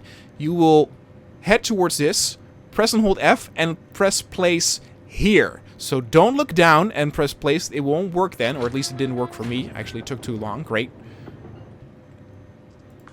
They might have actually patched it to where you can do it now this way. But for me, I go near it, I press place over here, and your parcel is packed. You wait a little bit, it's processing, and you get a green thumbs up, and contract complete. And congratulations, people, you just completed your very first mission and got awarded 3,000 credits. Yay! And ooh, hello. Ooh, what do you have here? Another... Oh, so this is a mining attachment, so very useful. Got some gloves, got some stuff we can sell. Actually, I'm now at 100%. That's a lot with those shoes. And the gloves don't take that much space in. Also, the attachments you can also sell. Drinks, we are good. Food, we are good. So I'm going to leave it at that. Again, as I said, always check for loot.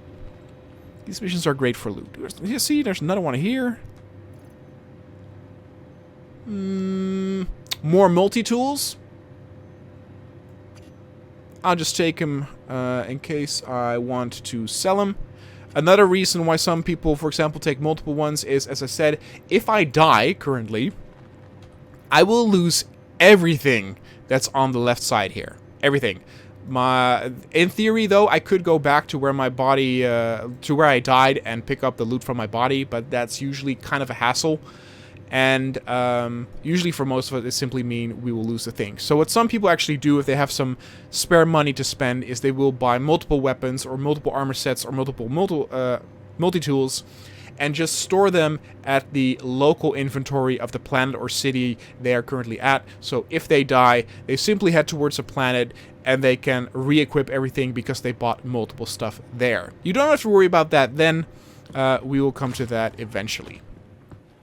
So with your first mission done, we are now heading towards a different planet, and we are going to spend some of the money that we made on some pretty cool stuff.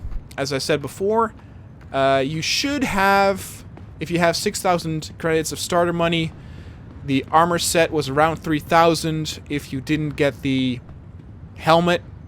Which means with this 3,000, you should be at around 6,000 again. Meaning we can buy some pretty cool and neat stuff. I would recommend, though, in your game to maybe do a few multiple delivery missions and just rack up some money. I know that they can be pretty boring, but again, they're safe. There's loot to find, and you can slowly rack up some money that you can spend some pretty cool stuff on. We can also actually check if we press F1 button and then Contracts Manager if now actually some other delivery missions are available, and as you can see, there is. Including this one. So this is what I was talking about. Now that we've actually completed the tutorial mission, now we can actually do delivery missions for 6,000 credits, but as you can see, you will actually need to pick up and drop off multiple packages at once.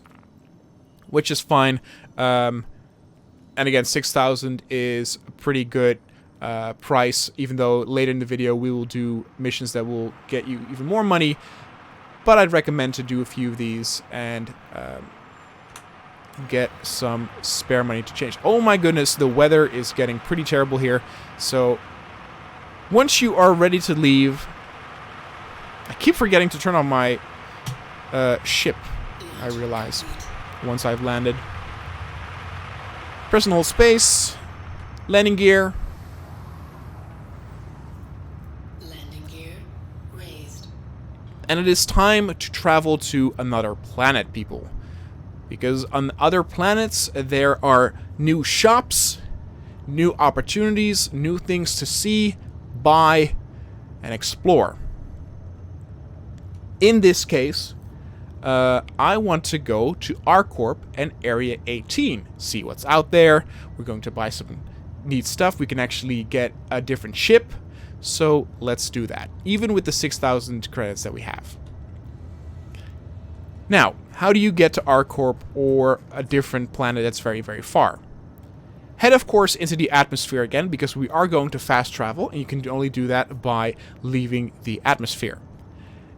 As we are moving upwards, you can actually have it in cruise control, and I want you to now press the F2 button. The F2 button is your space map, and you can zoom in and out with the mouse wheel. And the blue icon, sometimes it's green, is where you are currently at. So we are here at the planet of Hurston. Usually there's actually a planet icon here. Currently it's bugged because it's Star Citizen and 3.18. But this is important because with this you can actually set a certain route, and then a waypoint will pop up that you can then fast travel towards. So, as I said before, where I want to go is called ArcCorp. If you press and hold the right mouse button, you can scroll around the map this way, and ArcCorp is of course over here. We can zoom in. Unfortunately, there's also no planet icon here. Usually there is. And you simply click on ArcCorp once, you will get a green dotted line, and you press the set route button at the top of your screen once, and then at the upper left it says ArcCorp over here, which means that the route has been chosen. And if you press F2 to let go of the star map, you will now see a green line on your own in-flight map. And even though I said put it in cruise control mode, I myself did not put it in cruise control mode. But this is exactly what I was talking about, where since we put the route, the waypoint has automatically shown up, which makes it easy for us to use the fast travel module, and we then don't have to look for a specific icon amongst the many. You can see here what I was talking about. Exit atmosphere. Was a little bit of a dum-dum since I forgot to do that. And there we go. We are outside the atmosphere, and now it's calculating. And press and hold the B button. And this is 22 million kilometers, meaning it will actually take several minutes for us to get there. I won't show you that entire journey because not a whole lot is happening. But what I do want you to know is while you are fast traveling, you can actually press the Y button and get off the pilot seat and walk around your ship a little bit. Kind of take in the sights and, yeah, explore while you're fast traveling. Alright guys, I'm going to make a cut here and then speak to you again once we arrived at the planet. Alright, so here we are. We are still in Lightspeed. As you can see, I actually placed some of the bottles that I have in my mini fridge. I think it looks very nice, so if I need to quench my thirst, I can head on over there and get it. If you want to also look at where you are, you can actually press the F2 button and see where you are in real time.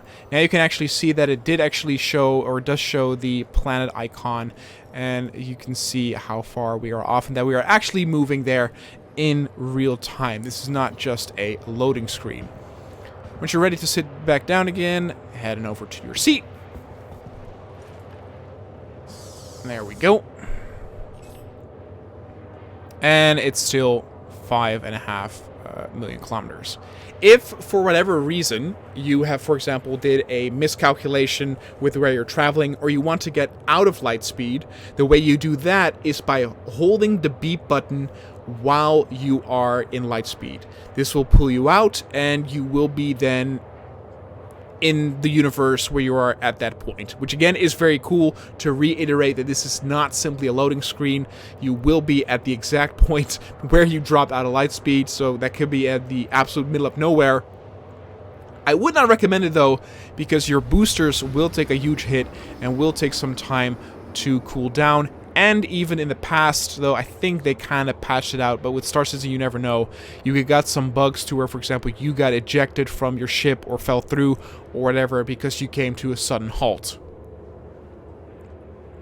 Alright, we are less than 1 million away from ArcCorp. Now, since we're going to a city, don't forget that we have to make contact with the landing services before we actually can land over there.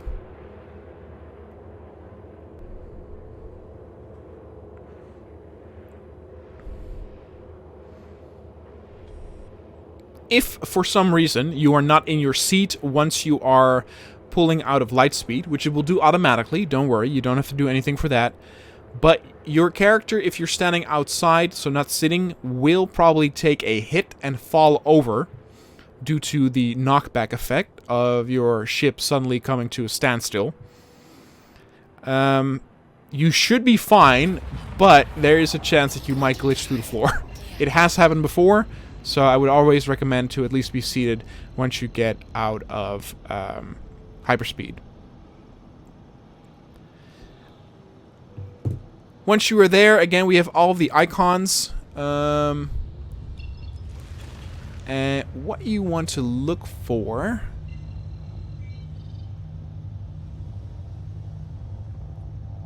is Area 18. The same with Lorville. How you can recognize this is, do you see how most of the areas are either circles, squares, diamonds, but there's always this one, I don't know how to kind of describe it, but like half an octagon or something. That's always the capital city of that planet, and in this case the city where you can go to, which is Area 18. We can immediately head over there with fast travel, so point towards it. Oh.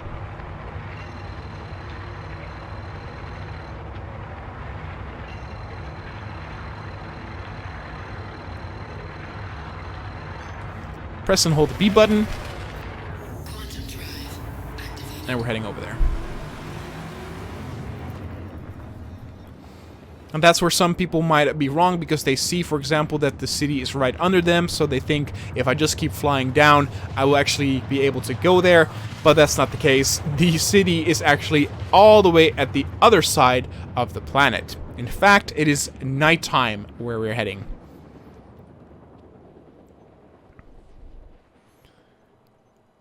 And boom, there you have it. A city like Coruscant, a planet that's an entire city.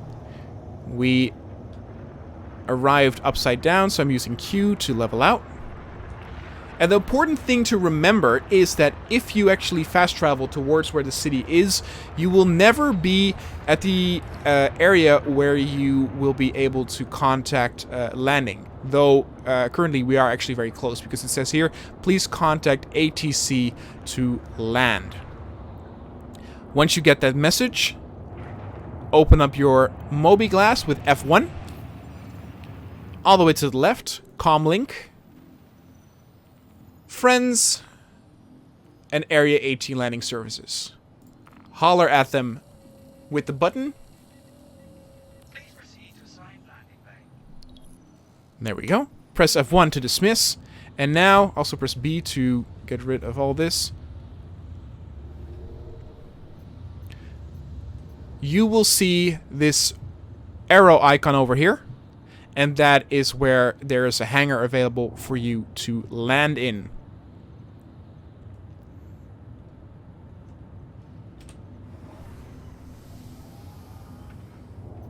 Landing gear deployed. What's slightly annoying with some of the cities is that there are a lot of restricted areas, and you can actually come into at an angle to where it will say that you are in a restricted zone, but you should be okay.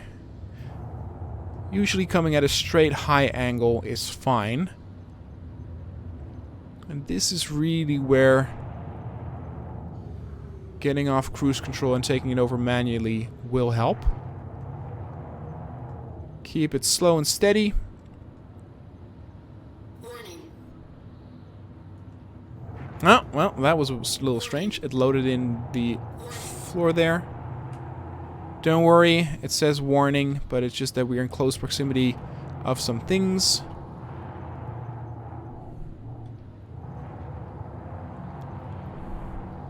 I'm going to hover above the hangar, and I think I'm leveled okay.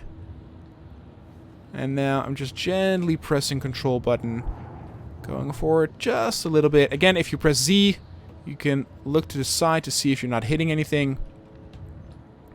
Slowly move down, and we're fine. We're fine. Landing complete. There we go, landing complete. And now I will probably turn off the power. There we go. One thing that's important to note is if you open up your Moby Glass and then go to Vehicle Maintenance Services,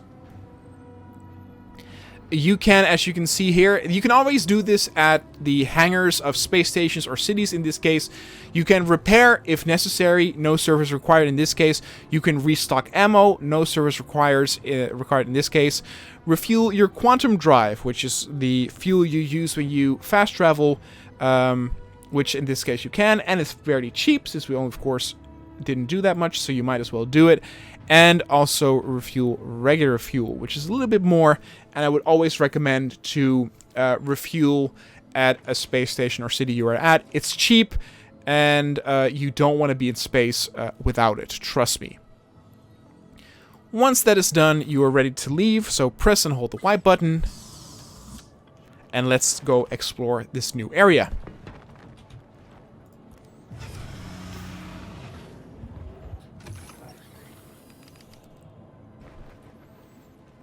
You can actually see that I'm both hungry and also thirsty, but the reason why I'm still not drinking, even though I have a lot in my backpack, is, again, I want to go over buying some food and drinks at different stalls.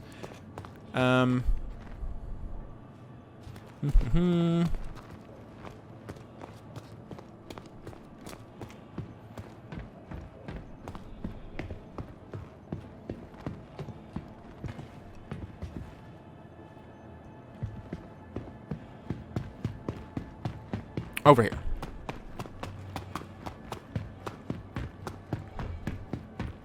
It says arrivals over here, so head towards the elevator.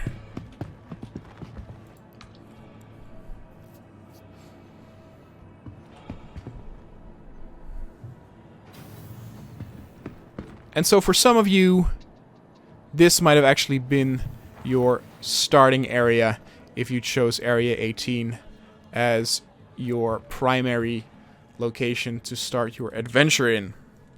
Personally, I find Area 18 and ArcCorp cooler than Lorville and Hurston, which might be then weird why I did not choose it as my starting option, but I usually like to build up towards cooler things, so I'd rather start at a less cool area and then head towards the better ones than start in the coolest one and then all the other areas are a little bit less than that. In Area 18, there is no clerk working here. That's very weird. In Area 18, there will be many places like this where you can get sodas and food, and that is what we're going to do right now. So, we've done this before, but again, if you want something here, do quick buy. You have it here, and we want to drink it, but we can't because, of course, we are wearing our helmet. I have shown you, of course, how to unequip your helmet by pressing the I button and then simply clicking and dragging your helmet towards the local inventory. But, and you probably saw this before where we were with the flashlight, you can also press and hold, or hold F, press the right mouse button, go to Actions, Item Actions, and toggle Equip Helmet. And now we have taken off our helmet, and it's automatically in the local inventory. It's whatever you want. I personally, even though it might take a little bit more time, prefer to drag the helmet from the inventory in the local one, just because there are so many other games that do it that way. Now, what's important to note, though, and why I also wanted to go over the drinking and food thing again, is even though eating something might be a matter of clicking the button once, with a drink, like a bottle, or a can in this case, if you click once, you will take a sip, but mind the gauge that just dropped a little bit at the bottom right. That means that I can still have a few more chugs until the can is empty. Now, it is, of course, very tiring to do this over and over again until it's empty. So, what you can actually do, and even though this is the final chug, I will actually just drop it. And I'm going to be a little bit of a bad Samaritan here, but I'm going to drop it. I'm going to loiter. Don't do that, kids. I'm going to buy another one, even though I'm not thirsty. But once you have it, what you can also do, and what I would recommend, is simply holding the mouse button, and then you will keep chugging until the can is empty and you are completely hydrated.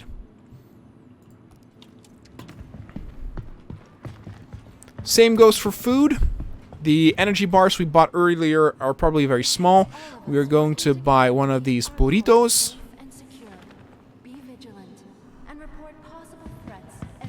And they work the same way. Oh, no, I clicked once and he ate all of it. So actually it doesn't actually go for the one here. You can also buy some other food here. I should say that some of the fruit, maybe all actually, I don't know. But at least the watermelon will replenish both hunger and thirst. So that's also a cool alternative. And I do believe that the watermelon is a food type that you can keep eating. No, also gone in once. Okay, never mind then. Okay, so now that you know how to have food, again, you can stock up on some food, put it in your backpack or your armor if you want. You can take a look around, around the flight path and then head towards the exit. It takes all of us working together to keep ArcCorp safe and secure. Be vigilant and report possible threats every time. Over here is a terminal where you can actually rent ships. I can quickly show you that, but we will, at the end of our visit here, actually rent our very first ship. But you can kind of peruse here and click on the different ship, even though nothing is happening. I heard actually that these terminals are bugged currently in 3.18. Oh, no, there you go. And you can see that you can actually rent these for not that much expensive of a price. Most of you will already have the RSI Aurora, but this is 2,400 for 1 day. That's actually one real life day, so that's 24 hours. And yeah, most of you should have the money to actually do that. But we're first going to check some other stuff. So head on over to the exit, to the transit platform, and we will hop on the train and visit Area 18 Central, which is where it's at, where everything is happening. Oh, there's the train. Will we make it? We will! Look at that. You can either sit, but I always enjoy the view here. I think Area 18 is one of the coolest locations in the game. It very much has a Coruscant vibe or a cyberpunk vibe in the sense of Blade Runner, with a neon city that never sleeps.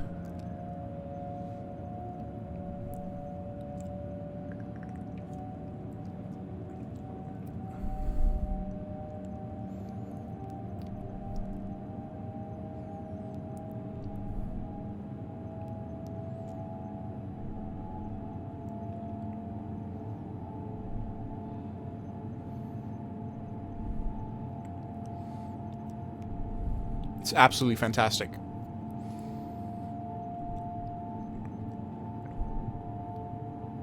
I talked before about how I would recommend you to do a few delivery missions already so that you have some extra spending money, because over here on ArcCorp we are going to now buy a weapon, and we are going to rent our very first ship. Look at this, people. My mouth still falls open whenever I visit this. I cannot get enough of this. Taking the sights, people, there's a lot to do and see here.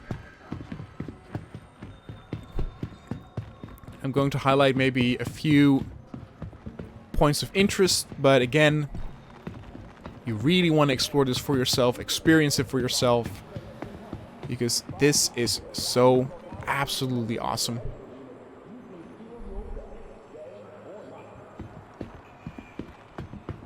Well, you don't see that every day. Hello.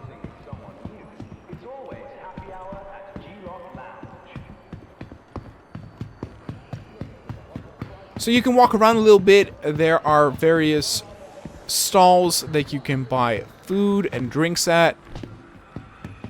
You can see here, Torpedo Burrito.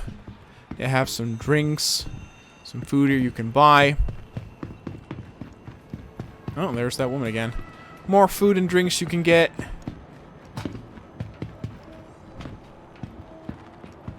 Some cool sights to see here. Dumpers Depot is for if you want to buy components for your ship. I've actually read a comment saying that it would be wise to actually invest in a better quantum drive or better components to where you won't be spending that much fuel per trip. Though again, you could see that the replenishment rate was not actually that high, so I would actually not recommend you do that in the beginning, because there are other things you can spend your money on that will be more fun in the short term. Okay, so you of course want to know where the weapon shop is. That is over here.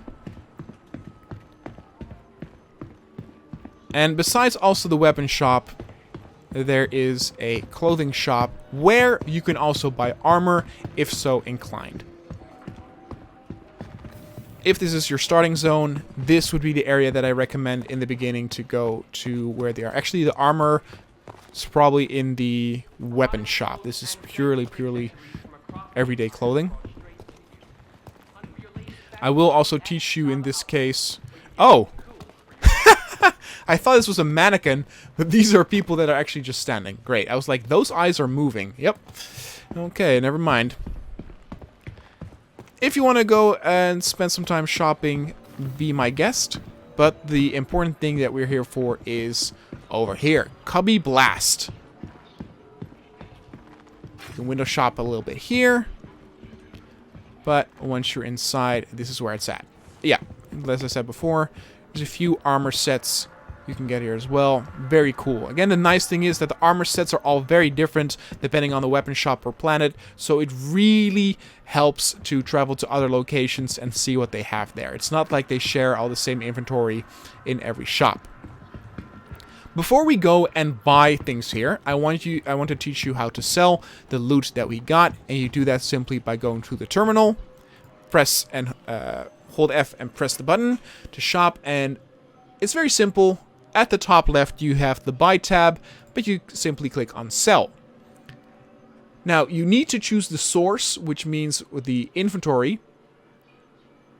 And actually, this reminded me again that I took off my helmet, and I have not taken my helmet off again, or on again. Again, don't make that mistake. We all will make it sometime.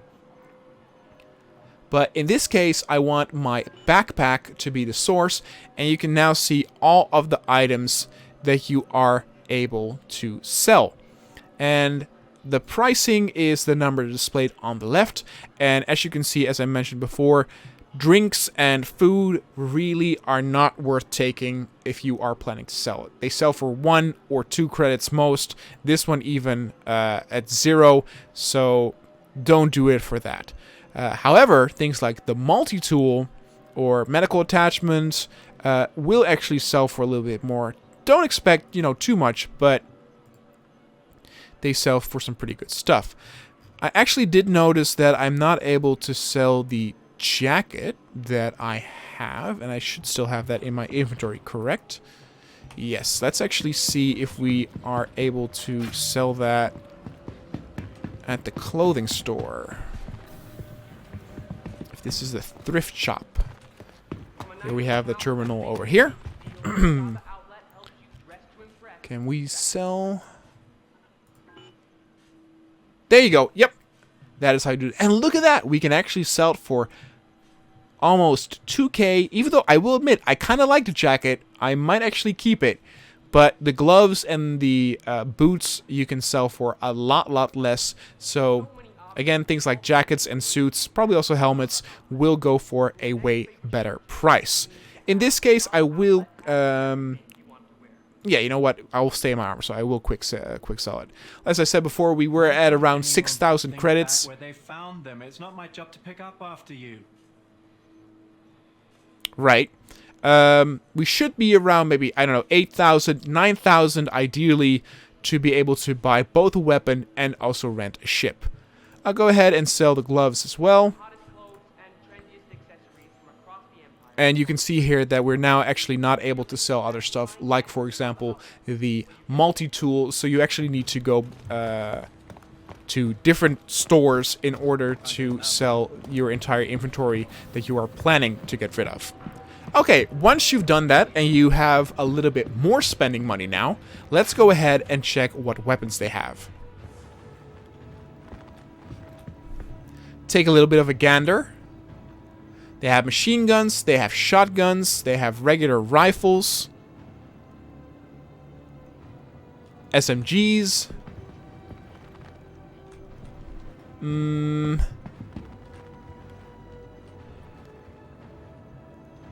This one actually looks pretty cool, the Night Stalker.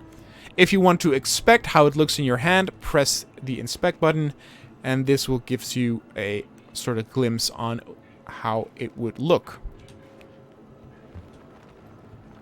I actually do like that, and you can see down here that there are also attachments that you can get with it. Actually, I would like one with a light. This one comes with a light.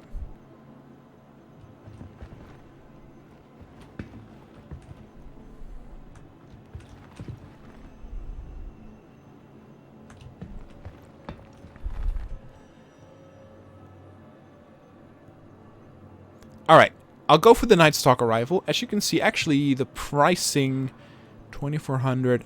Actually, no, you know what? I have to think about the pricing. So the Night Stalker is actually pretty expensive. Shotgun are pretty cheap. I never use a shotgun, actually. I always use SMGs, so I'm not entirely sure how they are. Okay, I have to admit, I don't necessarily like the look that much of these SMGs, but since we have a limited amount of money to spend, I am going for this one. I'm going for the Gemini C54. You can inspect it, how it looks. Probably will look cooler with the holographic sight on it. So I'm actually going to buy that. Confirm purchase. Purchase complete. And I also want some attachments. In this case, I want the holographic sight, which is pretty cheap.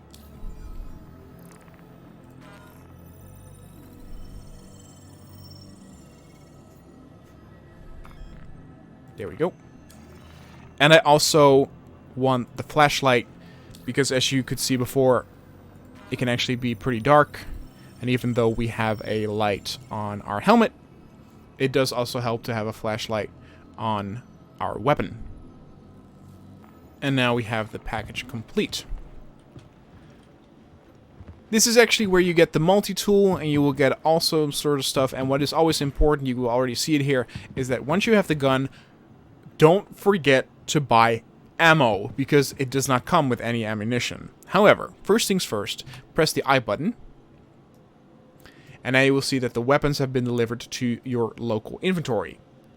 So, we're going to put on the helmet, and what's really cool is that if you have a backpack, you can click and drag the weapon to be attached to your backpack. If you don't have a backpack, it will simply be attached to your back. And if you, for example, will buy a pistol, you can have it on the side. Like, for example, I'm wearing the multi-tool. Okay, I guess it's bugged, and I got 2 flashlights. I'm not entirely sure why. Putting the holographic sight and flashlight in my backpack. And actually, there's a really cool room here with even more armor sets you can actually get. And now it's a matter of getting ammo. So make note of what weapon it is you bought. In this case, we have the C54, so we're actually going to need C54 ammo. Ammo will be laying over here. Railgun.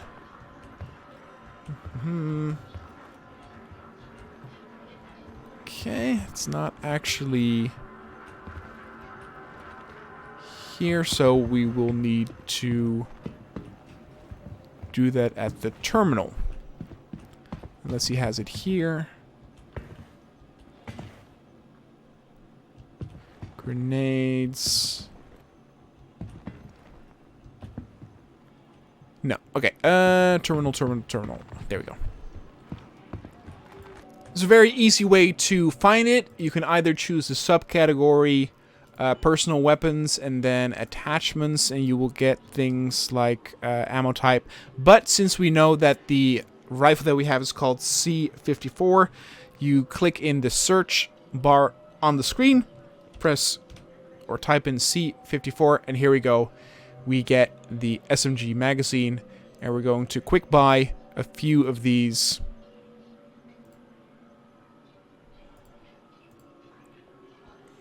So that in case we encounter any danger, we can deal with that. Oh dear, it's stuck in processing.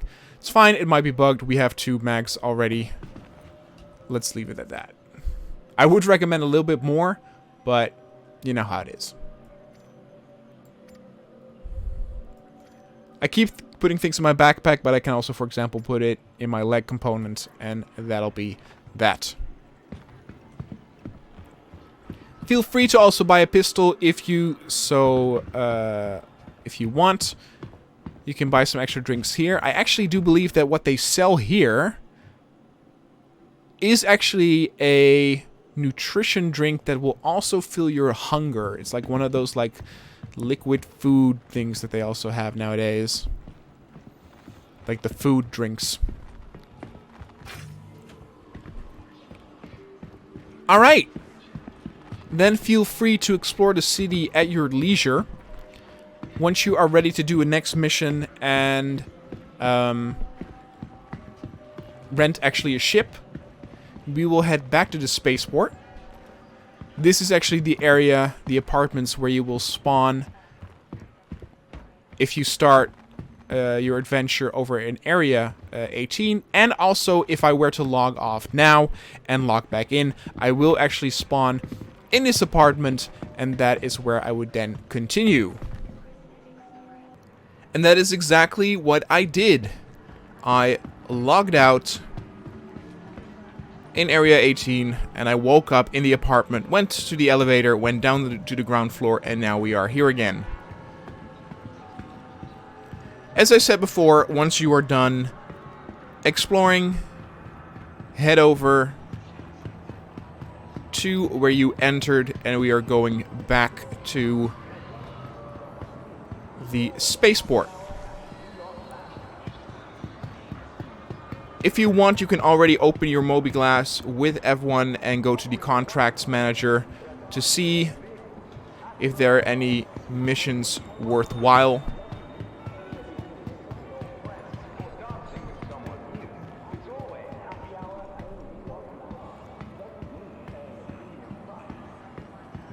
We are going to rent a ship, which means you might not have that much money to spend, but since we're going to do a mission where it is possible that we will actually be facing off with an enemy, you can actually go to a nearby hospital where they have a pharmacy. Look for the pharmacy sign.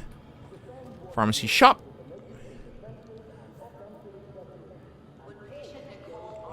And what you really want is the Paramed medical device, but again, it might be a little bit too expensive if we're also going to rent a ship. So in this case, we're just going to buy a med pen here, the red one.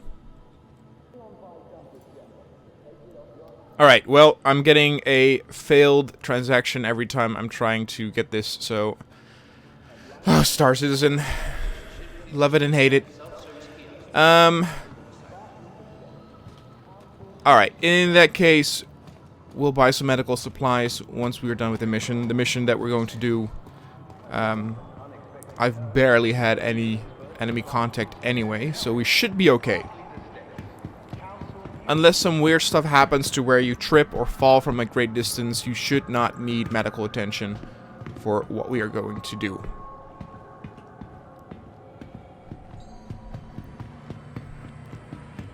So head back to where the spaceport is. I'm not going to show the entire journey back.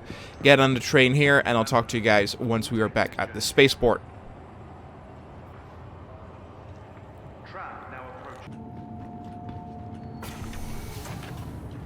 Alright, we just arrived at the spaceport. And we are going to run towards where we can call our ship. However, as I said before, we are going to be renting a ship this time. This, of course, was the area we traversed earlier. And if you click on Traveler, you can see which ships you can rent. Now, each planet has actually a rental area where you can rent ships. Most of the ships you can rent everywhere. There are a few unique ones depending on what planet you are on, but it's only like 1 or 2 that are different, so not that much of a difference.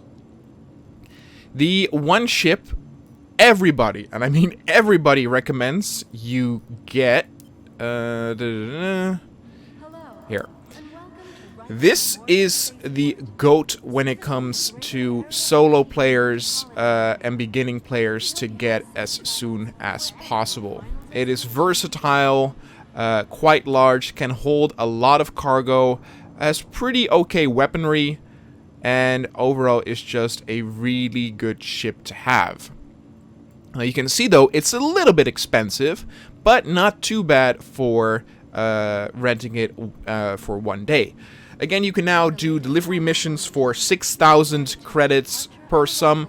That means that you only have to do 3 missions and you have enough money to rent this for a day. We are actually going to do a mission that will be around 9,000 credits, so you only need to do that mission twice, and then you can do it. And what is important to note is if you go to the right here where it says 1 day, this is where you can adjust the time that you can rent the ship. You can also adjust it, for example, to 3 days, and obviously it will be more expensive, but not as expensive. Like, you will get a little bit of a discount. So 1 day is 15,000 and something credits, meaning that normally if you would multiply that by 3, you would get 47,000 credits. But you see here that you actually only need to pay 41,000. So the longer you actually rent, the more percentage of a discount you get on what you want. I personally would recommend to rent it for 3 days. That's what I did, at least. But since we are making a video, we are just going to rent it for 1 day. If you don't have enough money for this, you can also rent this one. This one's super cheap. Again, less than 6,000 credits, so 1 delivery mission, and you have enough to rent this for 1 day. But I actually don't like this ship all that much. The cargo component is awful, and I have had also multiple times where I glitched through this ship when I tried to place crates in and out of the cargo hold there. So what I would recommend, if you don't have enough money to get the Aegis Avenger Titan, the delivery missions of 6,000 credits, do a few of those, come back, and then rent them. And again, for this video, we will actually rent it for 1 day. Confirm rental. And then got it. And you can also, take a peek at other ships that are there. If you're, for example, interested in the type of ships that I'm flying, you can rent that here too. And if you're wondering, like, okay, I'm showing off how to rent ship, can you also buy the ships? Yes, you can, but even the cheapest one costs about 300,000 credits or something. So that is not something we're going to do today in this video. You will have to do quite a few missions in order to do that, and like I said, that's actually the cheapest one, so the type of ship you will get for that price is not actually that great. I believe that the Adventure Titan, if you want to buy it, it's somewhere between 500 and 600,000 in order to do that. So that's like 100 delivery missions. Okay, once you have done that, we will go to the terminal where we usually call on our ship.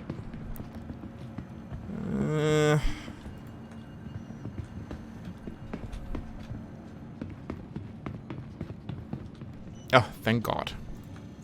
I hate it when other players spam the screens. They might not do it on purpose, but they don't realize how much of a hassle it is.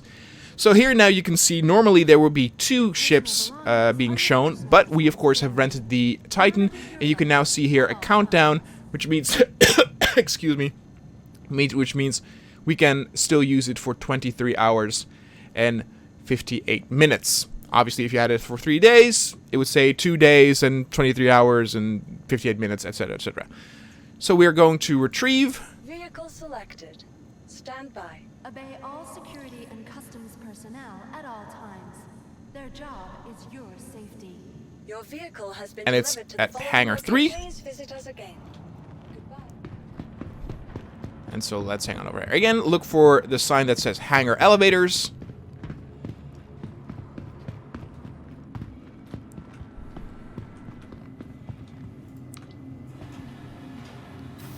Call the elevator. Transforming worlds to exploring And the let's go to stars. Hangar 3. ArcCorp is proud to bring the universe closer together.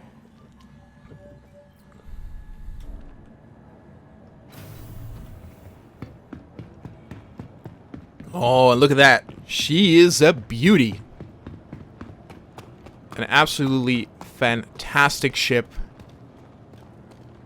Pretty much everyone agrees on that. This is the ship to get early on in the game. You can either actually enter the ship, kind of similar to my 315P, by heading over there and then entering the ship via a ladder. However, the ramp access... Ooh, you can also use... Oh, Jesus. You can also use and then walk on the ship that way. And this is a great place to, for example, put on some of the crates that you are carrying, and you don't have to worry about, for example, glitching through the cargo bay component. Don't forget to close the door. Trust me, I've had multiple times where I took off and I left the door open. It's not that big of a deal, but it's kind of dorky. Doesn't look that good. As you can see, it's a little bit bigger than my 315P, so there's a bit more to see. Head on over to the pilot seat. Enter it just like you would always. And if you press the R button to ready up. There we go. And this is now a great way to showcase how the UI is actually a little bit different. We have different terminals, different buttons. So again, if you want to press F and manually change stuff, you can play around with this too and kind of discover what there is. Don't press this button. Alright, before we go and call the landing service, let's actually see what missions are out there. So, get the Moby Glass, F1, go to Contracts Manager. Here we go. Look for a mission that has 9,000 credits as payment. It might sound weird, but rather than actually looking for the name or category of the mission, I usually look at how many credits it sells, because that's always the same for that type of mission. And basically this will be us going to a ship wreckage, and there are slight variations. Sometimes you need to pick up supplies. Sometimes you need to confirm if someone from the crew is still alive or dead, etc., etc. But it basically always involves you going to a wreckage of a ship, doing something there, and then leaving. It does say here, extreme caution should be used in the area. With these missions, like I said, there is a chance of enemies being there, but most of the time there are not. But this is the reason why we bought a weapon. Accept the offer.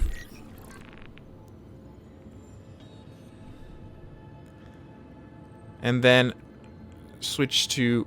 Okay, so we actually need to collect the black box. So that's indeed another variant. It's either some supplies, like minerals or something that you need to take, confirming a body, or collecting the black box here.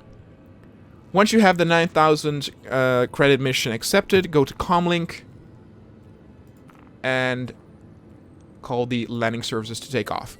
Don't worry if you have the mission where you actually need to confirm if someone is dead or not. I will walk you through that as well, how to do that, since it basically works the same with a slight variation. Since by now you should actually know how to fast travel to other areas and using the waypoint, I won't show my entire journey over there. So I'll cut to when I'm near the location of the objective. So go on ahead and head over there yourself, and I'll see you when we're close. Alright everyone, we traveled to closely to where the area is. I'm decreasing speed. As you can see, in my area it's pretty dark, so I am actually going to turn on my ship's lights, which will help illuminate a little bit when I'm there. How do you do that again? Press hold F, right mouse button, actions, vehicle, and headlights enable.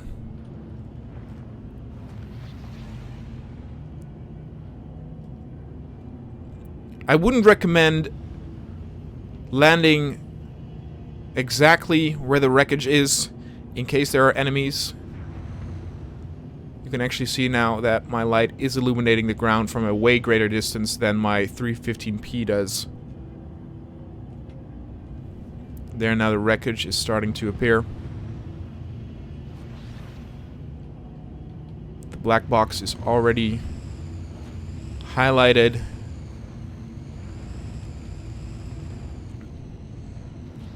I am now going to a position to where my... Oh, black box apparently there. To where my lights will actually illuminate the area, which will help me in search... Oh, there might be a player or an AI over there. Okay, let's hope that's not... Oh, it's kind of in the way.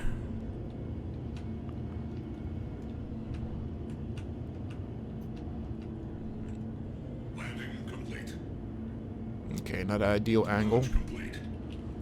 This is what you get when you land on rough terrain and not actually a landing pad. Launch complete.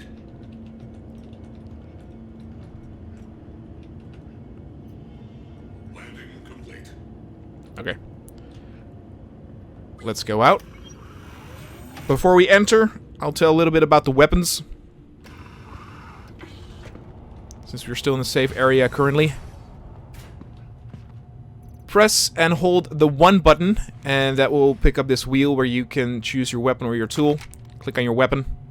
As you can see here, currently we have 0 ammunition.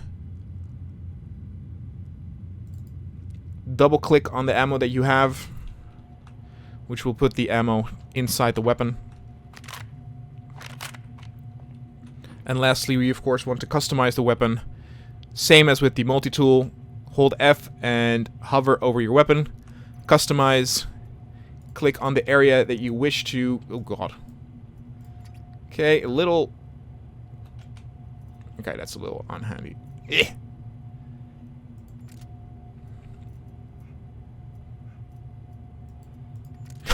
Oh, Star Citizen. Why must you be so... Ugh.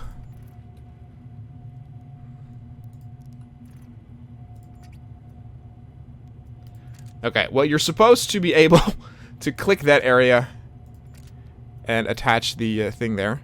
Over here, you can actually attach the flashlight. But what I really want is that...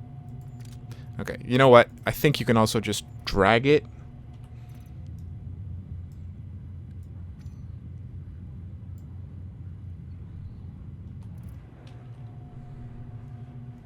Yeah, there you go.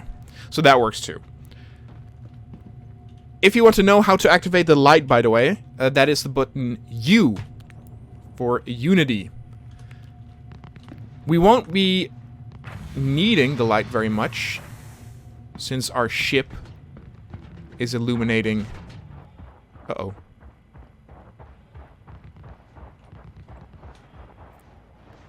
I hear and see fire.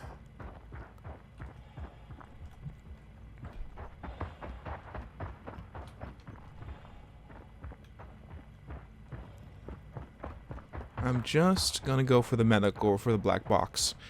If you feel brave and you want to fight, go ahead. But since the medical pharmacy thing was bugged, I don't have any medical supplies. And if I get shot, I will start to bleed. And I have nothing to mend that with.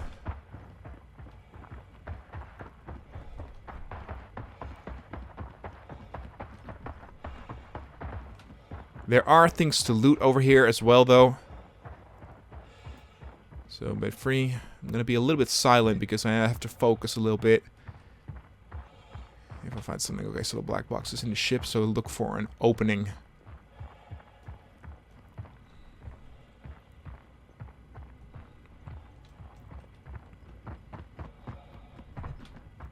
Unfortunately, what has happened to me multiple times as well, since it always is kind of this uneven terrain, I have had that I slipped through the ground or kind of glitched. Okay, the ship itself is pretty dark, so press U, and there we have an actual dead person. I will quickly go over if you have the mission to confirm if a crew member is alive or dead. What you do if you see a dead person, go over there, press and hold F, and press search.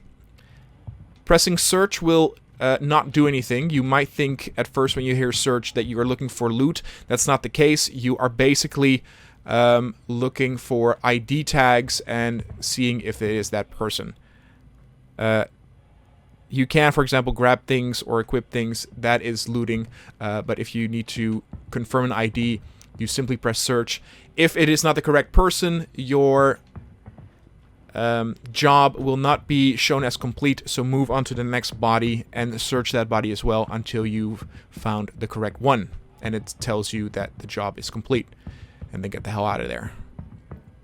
I absolutely adore these missions because I find them really, really tense. If you play this by yourself, it almost kind of feels like a horror game.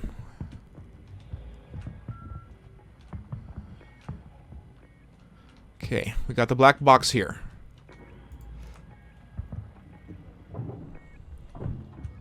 Now we need to get the hell out of here.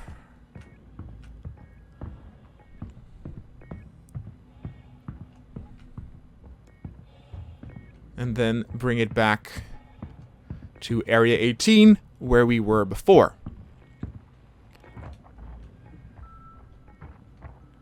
Which is great, because this took less time than, for example, the delivery mission, but we get paid a lot more.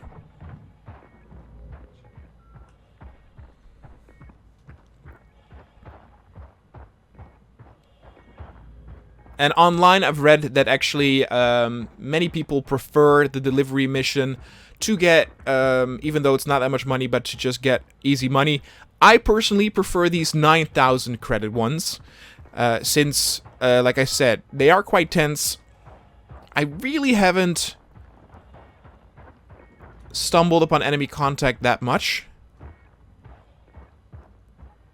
And you just get 9,000. That's a good number. I believe the confirmation mission, which is again kind of the same thing, actually comes at around 18,000 credits. And it's also possible there for you not to encounter any enemies. So you simply do the same thing here, but just search the bodies. And for that, you get 18,000 credits. So that's absolutely amazing, because you just do one mission like that, and you have enough to rent this for a day. Or if you already have something saved up, just do that one mission, and you can rent this for 3 days.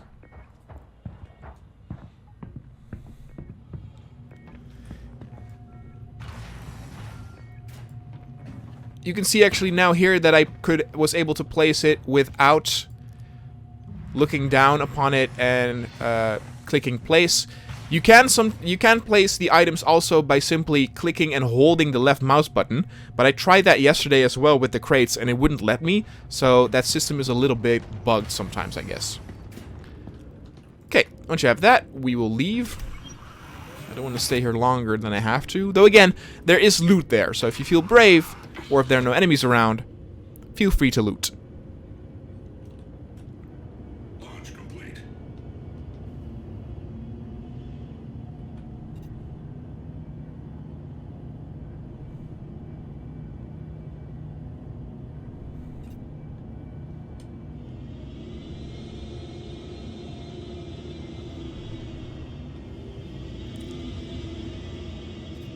Uh-oh.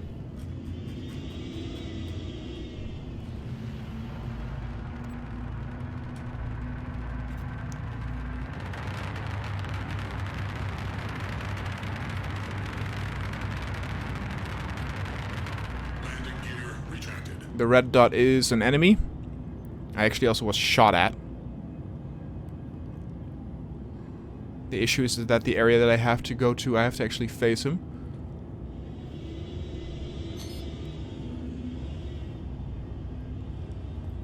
Drop off package, which is currently... Yeah, we have to go a little bit further. Is he still behind me? Doesn't look like it.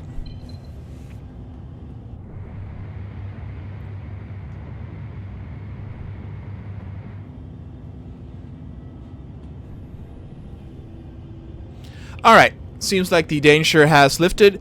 So once you do that, simply go to the new waypoint and I will see you there once we arrive. Alright, I actually was wrong. The area that I needed to go to was not Area 18, but it was actually Area 11. So simply go to the drop-off location and land over there.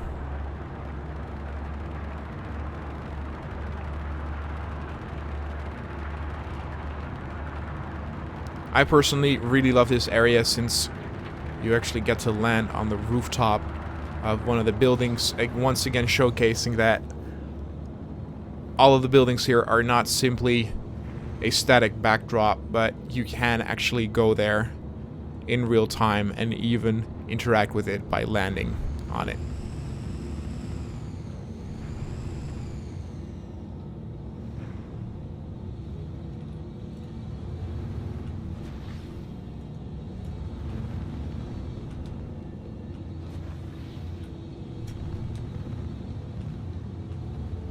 Look at that view, people. Look at that view.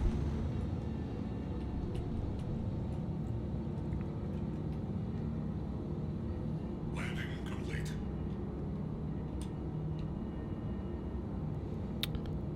Where is power off?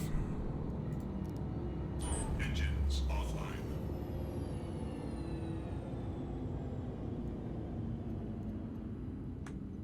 Okay, well, whatever. We're going away from here soon anyway.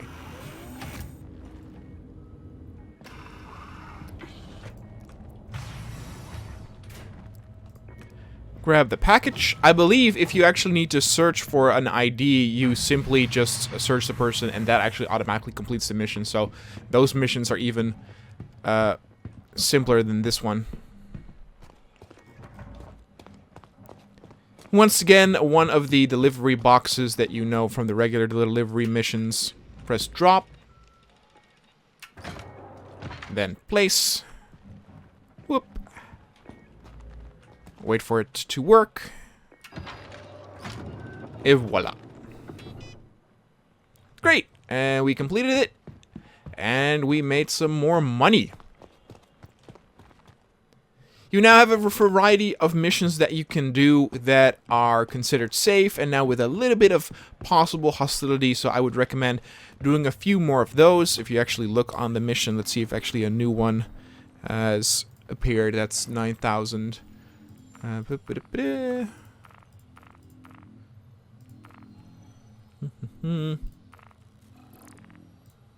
This one, here you go. Anyone good with salvage looking for work, got a crate of titanium waiting to be recovered near a blown up freelancer. So, same exact thing. Now you need to actually look for a crate of titanium. Once again, 9,000 credits. Boom. Easy money, easy in and out.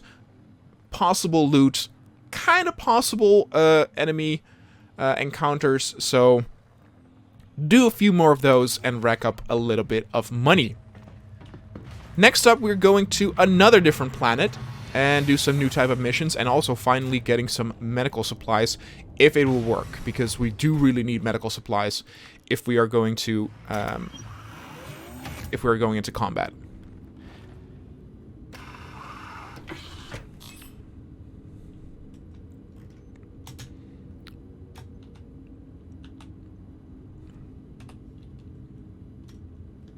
Oh, turn off the engine, of course.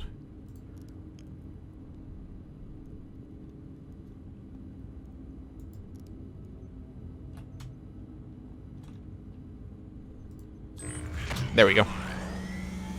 Took a little while.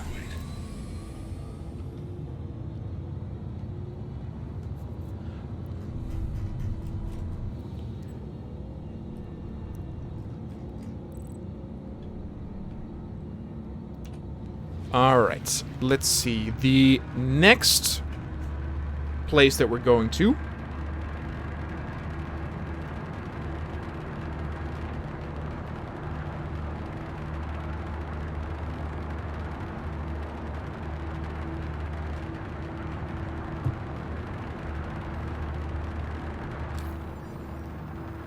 is, if you press F2 again, you can look at the map.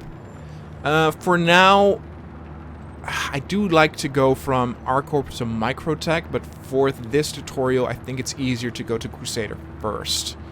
Even though I like to always do that last, because that's the most recent one, so that's also kind of the more diverse one.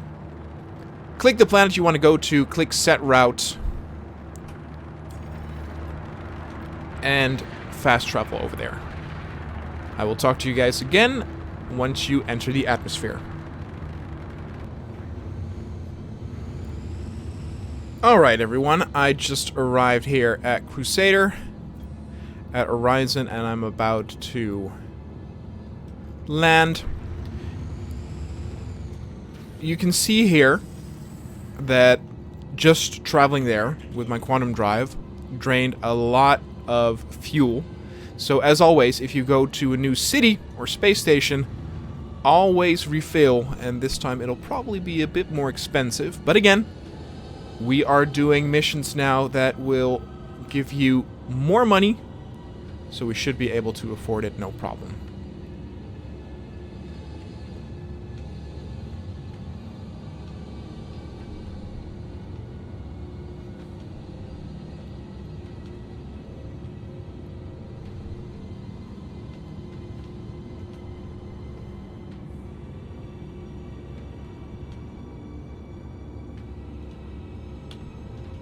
Oh, so actually my light's on. We'll turn that off.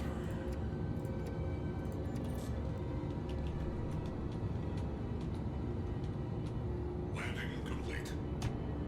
There we go. Warning, you are blocking an active flight bay. Please vacate the vicinity. Ugh. This sometimes happens where they say, like, you are blocking an area. And it's like, you're restricting passage. I don't know. Again, Star Citizen bugs, weird things. Love it and hate it. Now, this area is a little bit more difficult to traverse, since these are all sort of like floating cities or floating platforms. From what I understood is they said that they were going to make it easier to traverse with 3.18. I'm not entirely sure in what way, but This place is also absolutely amazing. Again, what I love about Star Citizen is that each planet, each city has such a different vibe, such a different color scheme. You know, go ahead and explore. There's a fast food chain here where you can get some drinks and fill up on some proper food, some chicken burgers or some deluxe wham burgers. Wake me up before you go. And yeah, have fun exploring. Again, if you just want an action game, really Star Citizen is not the game for you. Even though they have the module where it's like team deathmatch or regular deathmatch, there are way better alternatives out there. This is really if you want to be soaked up in a sci-fi world like you've never experienced before. Look for the Skyway Transit. And oh, so here is the Traveler Hi, rental welcome to the store. store over here. And as you can see, most of the... well, it's not letting me actually interact with anything here. It's stuck here. So, okay, that's bugged as well. But here you can also rent some ships and a new one if you'd like.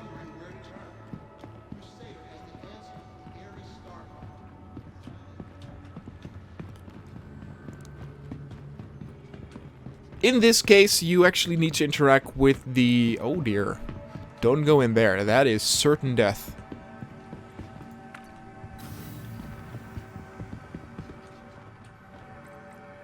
The shuttle station.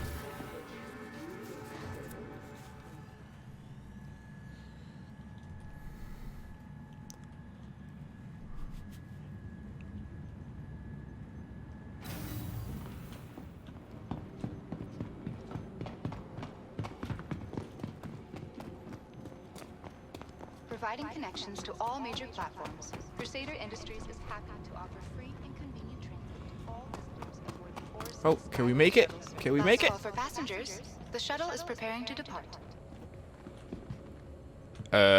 It's departing, but there's no actual thing there. I guess we were too late. That's fine. Just wait until the next shuttle arrives.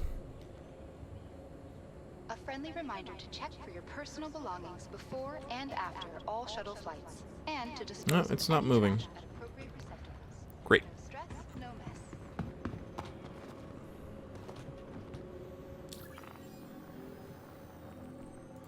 Just gonna check if there are some more content. Here you can see way more missions over here. So always travel to different planets, see what missions they have there. This might actually be bugged out really bad. Okay, we got one here.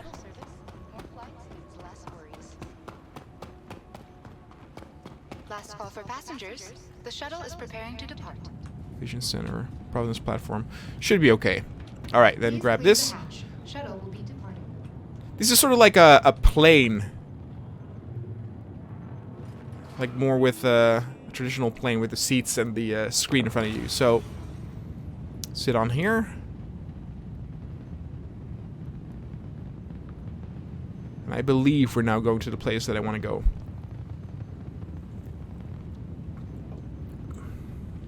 This is the area that I know the least about, since this was added lastly, and I didn't play that much Star Citizen for the previous year, since I just was not... I was honestly kind of annoyed with how buggy it sometimes was, and how you could... Oh, Jesus, what is happening? In case you're wondering what my own rig is, it's actually very good. This is all not on me, this is on Star Citizen. I have an i9... I have an RTX 4080 and 32 gigs of RAM. Though I will say this, the i9 that I have is the i9 13900K. And from what I heard, there's something with E-cores where Star Citizen actually has a big issue with. Discovery Center. I don't think this is actually where I want to go, but that's fine. We can actually explore a little bit. Okay, so this is... I know where this is. This is actually a pretty neat area. Go ahead and explore for yourself. This is just a shop where you can buy some neat little things, like some outfits of your favorite ship brands. You can buy snacks. Not a whole lot here, but a few useful things to buy, and it just looks very pretty in my opinion. I do believe over here...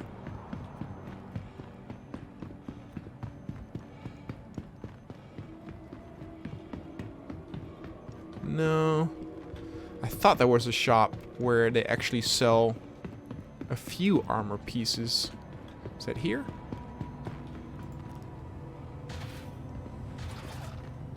Oh yeah, okay. So you can get some clothing over here. A few armor pieces, multi-tool, backpacks. Here we go. Here goes some armor. This is actually a very cool looking armor. I remember I actually bought this. Not too expensive in my opinion. You know, doing missions of 9,000 credits, 18,000 credits, you can easily get a whole new armor set. And that's the thing with... Once you are at this point in Star Citizen where you have a weapon, or you have multiple weapons, you have an armor set, you have a backpack, then you can start saving money for other projects, like, for example, buying or renting a new ship, but also maybe getting better armor, heavier armor, that sort of thing. You can even, as I said before, buy an armor piece, and then storing that armor piece in... I'm going to use it with the boots... in the local inventory over here, and then let's say that I die, or I come back here, I can change or add this to my actual inventory and equip it, you know, in case something bad happens. Like these boots, once I leave, will actually stay here on Orison, and when I come back days later, these boots will still be here. Remember at the beginning of the video how in Lorville, my whole local inventory was full of other items. If I return to Lorville, those items will still be there. So that's how that works. Actually, I wanted to go to the hospital, but they seem to have like a medical area over here. Oh, this looks very shady. Okay, I don't think they have anything of value over here, so we'll just head over to the actual thing. But it always pays off to look around and explore a bit, because like this is a shop that actually sells some pretty useful items, and it's sort of like tucked away in this weird corner over here. So, you know, always look for things. But where I want to go... Each city, of course, also has a map. The next shuttle is approaching the station. We want to go to... I think... Warning, you are blocking an active flight bay. the Please vacate the center. vicinity. Yeah, so we're getting that message again that we are blocking the exit. I don't know why our ship is not being tucked away. They will do that eventually. Don't worry when you actually get that Cloudview Center. Providing connections to all major No, that's not where we want to go. Crusader Industries is happy to offer Or do we free want to go there? convenient transport to all I thought where we want to go is here. No, that's Spaceport. Okay, let's go to Cloudview Center. My apologies, people. As I said, I'm not that familiar with this area yet. The next shuttle is approaching the station. Initiating ship The next storage shuttle is procedure. approaching the For your station. safety, please vacate the area. Last call for All right, passengers. I'll hop in Shuttle and is I'll talk to you preparing guys when we've arrived at the what is it? The Cloudview Center. Please clear the hatch. And we are now arriving at the Cloudview Center, and this is indeed where we want to go. Prepare to disembark. This is the most amazing area in this whole city. Last call for passengers. This is also where you Shuttle is will preparing to spawn when you log off. You will spawn in this apartment, and as always, find the elevator, head down, and then walk around here. And look how beautiful this is, people! Oh my goodness! It's so different compared to the other cities we were at, including T-posing guards. What more do you want? The next Before we head to the hospital, which is the main reason why why I'm here, just a quick tip. You probably already figured this out if you started here, but let's say you are here and you are in need of a weapon. This area does not have a whole lot of weapons, but I'm actually also going to teach you how to trade. But there is one tiny shop. And look how gorgeous purchases as people. Jeez. Oh my goodness. I could just... Can you imagine this game in VR? It would be the end of humanity. I would never want to leave my VR goggles. Ugh. There's a shop over here, which initially you might mistake for a regular clothing shop or a supermarket, which they sell some armor pieces, they sell some shirts, food and drinks, but here in the corner, they have a few weapons. Not a whole lot of choice. Hi, thanks for coming in. Yeah, you're welcome, buddy. For example, they don't actually... Oh, they do have the C-50. Oh, my goodness me. Let's actually see if they have ammo. C-54. Quick buy. Hopefully it works. Complete. There we go. So we got a few more magazines to add to here. Excellent. Nice to see you again. You can actually, these are like dummy foam darts. I guess this is so that you can do some like PvP matches with your friends without being able to do this. Can you grab this? Or yeah, you need to buy this. Man, people are making such a mess with this new persistence system. They really should, in my opinion, have it to where things should permanently stay in the middle of nowhere on planets. But in like shops in cities, I would probably say like do a wipe after a few hours. Maybe they do that. Maybe they do like a wipe every like 24 hours or something. But it's just going to be so messy. And the issue with it is that actually, rather than be more immersed in the game, it actually, you know, kind of ruins the immersion because people are just kind of loitering. And I understand that people in real life also loiter, but not to that degree. Like, that's the first thing I was worried about when I heard that, where they said, like, all the items will stay persistent. I was like, oh, that's cool if you have, like, a secret stash somewhere in the universe. But then I thought, what if you put, like, all the items in the shops, and it'll look terrible. Okay, in terms of trading, I'm not really going into trading too much today because we don't have a ship that's very valid to do this. But on each city, there is a trade and development division where you can use trading. Trading is a great way to earn money easily and fast. However, you need a pretty big ship to do this consistently and well. Also, actually, I just now realized I did forget to refuel once we got here.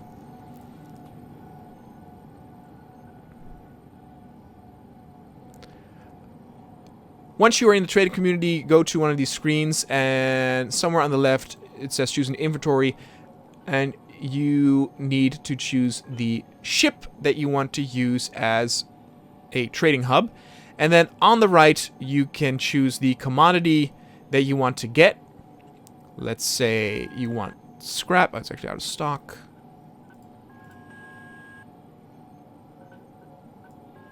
Okay, well, that's it for scrap.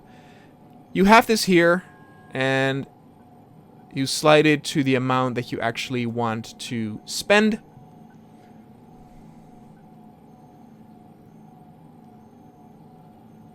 Actually, this computer is way less intuitive than the one in Area 18.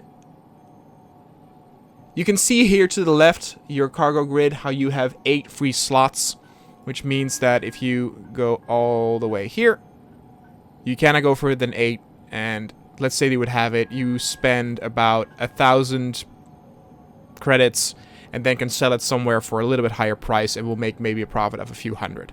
That's why I'm saying that trading is really good to do, but you need a bigger ship.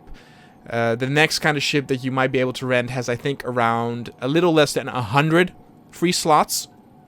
So that's like 10 times as much, so you will make a profit of several thousand when you do a trade, and you simply go from one planet to the other. And once you are on a different planet, you go here again, choose the ship that you want to sell at, and then sell the commodity that you wanna sell. I know that there are some people that really love trading in these sorts of games. One of the reasons why I actually play Star Citizen is because it is so much more than that. If you just want trading, in my opinion, there are better alternatives out there currently available that are not as buggy, more vast, more a little bit diverse. It's really this you know, entire package that Star Citizen delivers with first-person exploration, first-person combat, that piques my interest in why I want to play this rather than the other ones. Alright, so we are here in the hospital. I'm not too sure what those people are doing. Earlier I said, like, you need to go to the pharmacy, and always go to the pharmacy when you need to pick up medicine. This patient check-in is if you are really hurt, and you, for example, need a broken bone fixed or something, you can check in, rent a room or a bed, and then head over there, and you will be fully healed, and also actually be fully hydrated and fed, I believe. Again, we have so much bullcrap here. These are all the medical gowns of the people who got killed and woke up here. And again, look for the pharmacy sign. And please, God, work. Hi, welcome to the store. Okay. These are the med pens that I talked about earlier. You can use these as if... Okay, thank God. You can use these without any other item, but what I would recommend is getting a medical device and a few paramed refills. They're not too expensive, and you will use this a lot if you get into combat. There are other pens available as well. If you use a lot of medicine, you can actually overdose after a while. And for example, you have pens that will detox you so that you won't be in an overdosed or drunken state. You can also get into that state if you, for example, drink alcohol very much in this game. Okay, so drag the medical gun to your leg. I've actually heard stories about that. This might actually glitch out and fall off your leg if you open your inventory. So some people also prefer to have it in their backpack as a safe side. As always, don't forget to move all of this or what you want to take with you to your own personal inventory, because if you don't, you will leave the planet without them and this will stay here. Once you're in your inventory, also put the med pens that you want over here. You have a 1, 2, and a 3, so you have some free slots on your armor that you can put them at. And the shortcut to call upon them is C. As you can see, you can then use it, and if you press B, don't do that yet, because you're not hurt. If you press B, you will use the pen on yourself. If you are with a friend and you want to use it on your friend, you can press the right mouse button when you're near them, and you will heal your own friend. You can also hold C, and then you can, for example, choose this. Let's say you have multiple, like a different pen as well. You can choose here, and you can holster here as well. Okay. Go around and explore this wonderful, wonderful place. There's a shop for ships. There's some cool sightings to behold. And once you are done, we will return to the spaceport and do now a proper mission where we actually get to fight.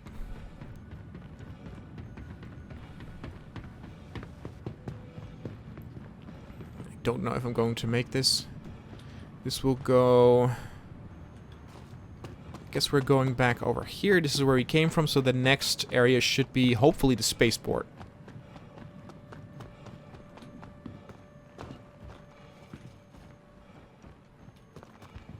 The next shuttle is approaching the station. It is. Again, use the signs to make your way around. It's one of the things I also really like about Star Citizen. The fact that there's no map, you really need to move around the city as if you were in an actual city in real life. Alright guys, I'll talk to you once we're at the spaceport. And we are here. Another player is actually getting on, and we are getting off. Head to the elevator. And before we actually are going to take off, I am going to refuel. Skyway shuttle service, we aim to make getting there half the fun. And if you want, and we might actually do that right now, you can already look if there are any missions that might pique your interest.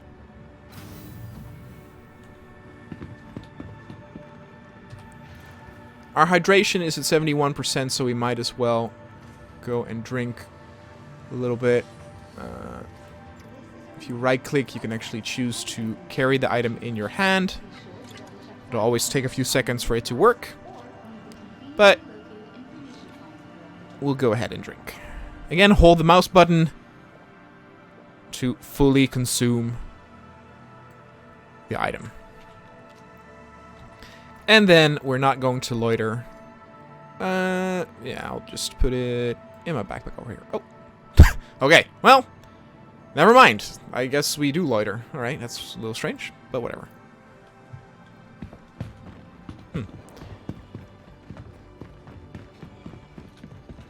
Maybe you cannot hold empty items or something in your backpack and it did that. I'm not too sure.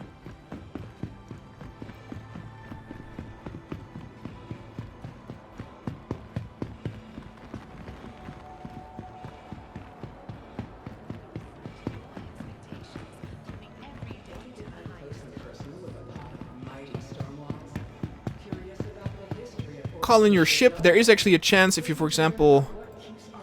Oh, Jesus. Okay, here. Welcome to the ASOP's vehicle retrieval system. Discovery tours is the best way to experience all Orison has to offer. Arrival check. Vehicle Retrieving. Stand by. Arrival check hole at hangar G3. Your vehicle has been delivered to the following location. Hangar Please 6. visit us again.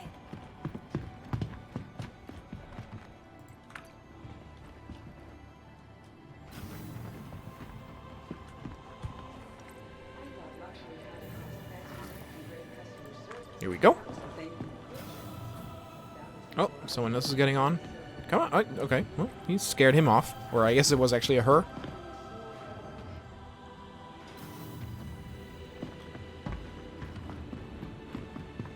As I said before, let's refuel first before doing anything else.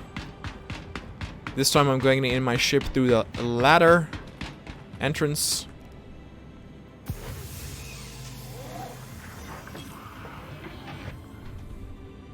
And we are nearing the end of the tutorial video because once you know how to do combat missions, basically you can do all the mission types for yourself. F1 for Mobiglass, look for vehicle maintenance. And here you can see refuel quantum. Even though it's depleted a lot, still very cheap. Still very cheap. I should have actually stayed into Mobiglass because let's now look at the contracts manager. What do we got? What do we got? What do we got? What do we got?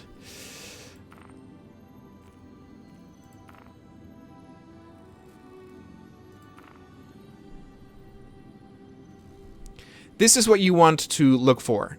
Security forces and how I always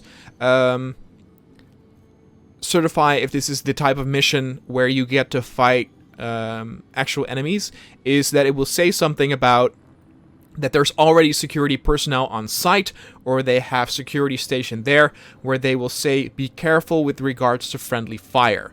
This will mean you will have friendly NPCs fighting beside you, meaning that you are always guaranteed to have a confrontation with NPCs, even though these missions also come in a variety where you won't actually have friendly NPCs next to you. Be very careful when firing at enemies, because if you... Did the mission just change? No, okay, something changed. The if you kill a single friendly NPC, they will all turn on you, kill you, and you will wake up in prison. So go ahead and accept this. Money is also pretty good. It says here again, do not harm allies. You might actually think, oh, that's easy. Trust me, it's not that easy. Because sometimes it can be a little bit difficult to certify who's an enemy or not, because the AI is very clunky to where even if it's an enemy, it might actually take a few seconds for the AI to react and shoot at you. So you can walk near an NPC, it won't do anything, so you think, oh, it's a friendly, and then suddenly it will shoot at you. Turning on ship's engines, still have to make contact. Landing services. I believe the exit will be behind us. Oh, no, in front of us. Okay.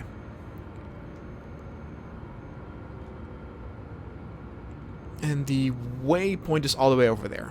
Okay, people. You know by now how to fast travel, how to get to other locations, so I'll talk to you once you're near the location.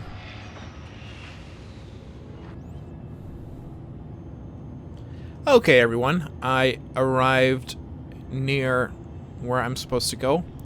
Don't be afraid that when you head on over here that you will be taken under fire. I believe that each of these missions are underground or inside a bunker to where they won't fire at you from the outside. It's night again, but don't worry, since it will be inside, it will be actually properly lit. Find a good spot to land, and you can see that the mission statement at the top of the screen has changed to hostiles remaining 10 of 10. So that's basically what we need to do. We need to get rid of 10 hostiles, but we will be aided by some friendlies. To double click on this, I also want to know... There we go. If you press 4, your medical gun will come out, and if you press B... What the hell?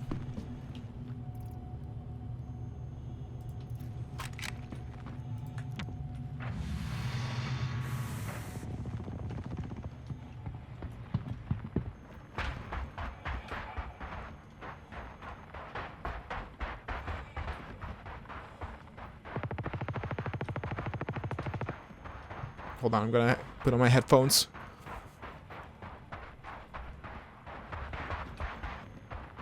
Where's that coming from? But if you press the B button with the medical gun, you'll be able to use it on yourself if you press the left mouse button.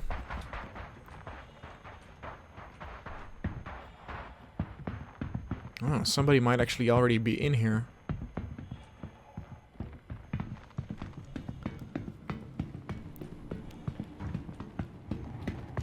Go inside and head towards sublevel 1. This is the same for each mission here. Again, hold your fire until you are certain that you are facing an enemy. Take it slow is my suggestion. The AI can be sometimes very weird. Sometimes the AI can be absolutely brain dead, and sometimes they shoot you like once or twice and you lost like half your HP. The armor that we also got is pretty cheap and therefore not that good, so again, you might want to upgrade your armor before doing anything. If you press Control, you can actually crouch, and if you are in pistol mode with Q and E, you can actually look around corners. Okay. Who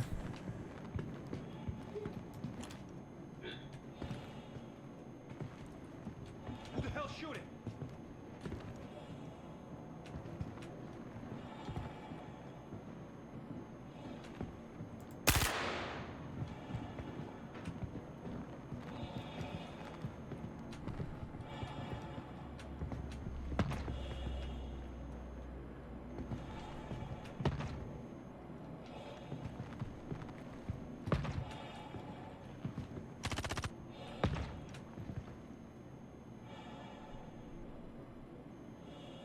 Friendlies might have already been killed.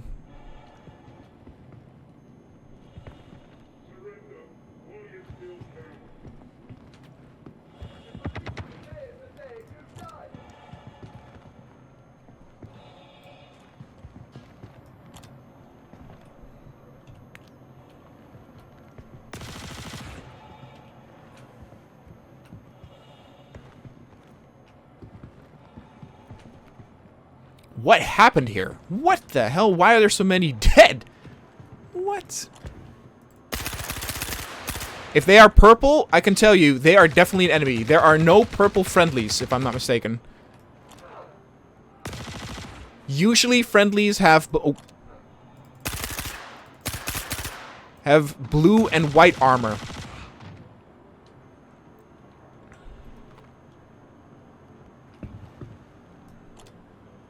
Not always, though.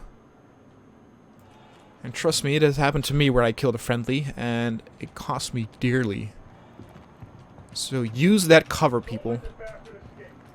Play this like it's Arma or a tactical shooter. Take it slow. If you're going to play this as Call of Duty, you are going to be in a world of hurt.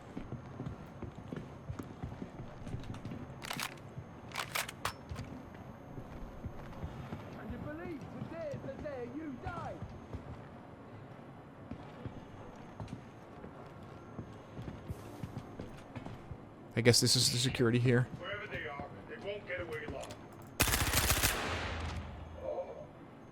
Fellas, some target practice.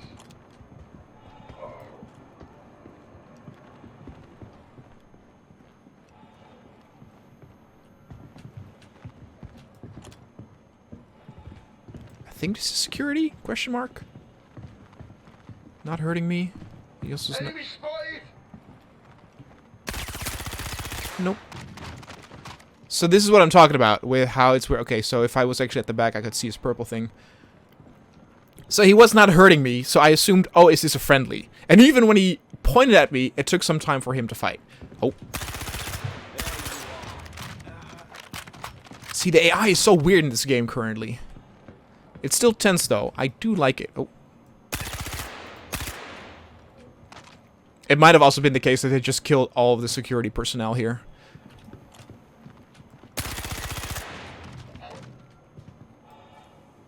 Oh!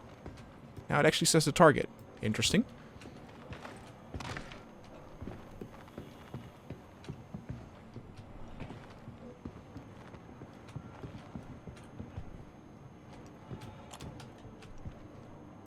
It's a little far.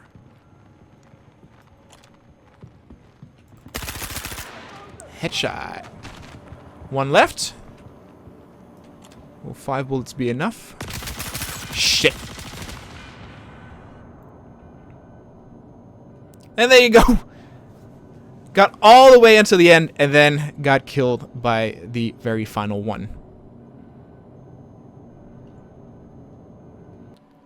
Alright guys, so I died, or at least I was knocked out, and when I logged off and logged back on, I woke up on Orison, and I still have all my stuff. I'm not actually sure how that works, if you get like one chance to still happen. Like, trust me, I've had it happen to where I died and lost all my stuff. It might have been the case that I got knocked out and logged off, so my character was still sort of like conscious. But I have also happened to where I was unconscious, and when I logged off and logged back on, I did actually lose all my stuff, and I woke up in the hospital. Anyway, even though we failed that mission, we basically killed everyone except that one final mercenary, so I'm sure you can do those missions now on your own. You know, be maybe a little bit better prepared, have stronger armor, though again, you saw that the enemies, most of them were brain dead, and then this final enemy, all of a sudden, I think he killed me, like, within 2 seconds. It was really, really fast, and I did not have any time to actually react to it. The final mission that I want to show you for today is actually ship combat, because of course, Star Citizen, we fly in ships, so we want to know how ship combat works. I will see you all when I'm at the space station. We will call our ship and then do a bounty hunter mission to get that started.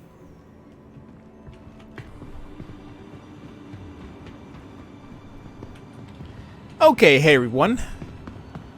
I am back here with my ship. Not too sure why that is closing. We are heading to our ship and then going to accept a bounty hunter mission where we will have to participate. Oh, wow. Okay. Oh, Star Citizen. You poor, poor beast. Contract manager as always, and then go to bounty hunter. And you have various first certifications you need to go through. I would just say go through all of them. The easiest one is the one at the top, which is a tracker training. This will pick you up against a VLRT, which stands for very low risk target, and it's basically the best way to learn the mechanics of dogfighting and ship battle mechanics. If you do this all, eventually you actually be certified to go after other players who have a criminal rating, which can be very cool. As you can do some PvP action there. But for now, and I forgot to actually accept it, we will do the most basic one. No. So, bounty hunter.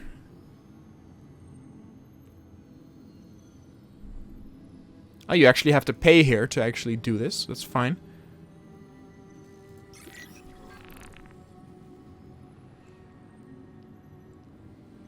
Hopefully it will be put in accepted. There we go. And you will get now a character you have to hunt down.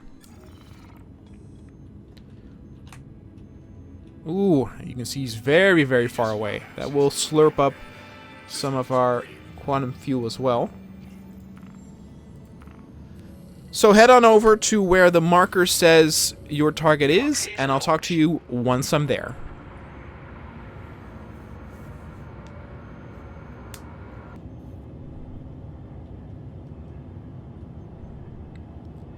Alright people, we are nearing our target. You might have actually to do a little bit of flying yourself, since there were no fast travel points near where he was. I just looked on the moon on the F2 star map, went to the nearest fast travel location, and then manually flew over to where he is supposed to be.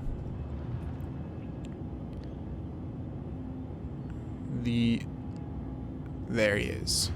Alright, I don't know if we're actually in range. No, not yet. You can target him by pressing T. That's T for target, so easy to remember once you are there. You can fire your weapons with the left mouse button and the right mouse button if your ship has multiple weapon systems, which this one does. Here we go. Okay, I press T, and now where you need to aim at is this little circle over here, and not actually the thing here. Oh, there are multiple ones there. Currently, I'm firing with both left and right mouse button. Might actually be too far to actually hit him. If you want to use missiles, if your ship has one, press the middle mouse button and wait for the target to actually take aim.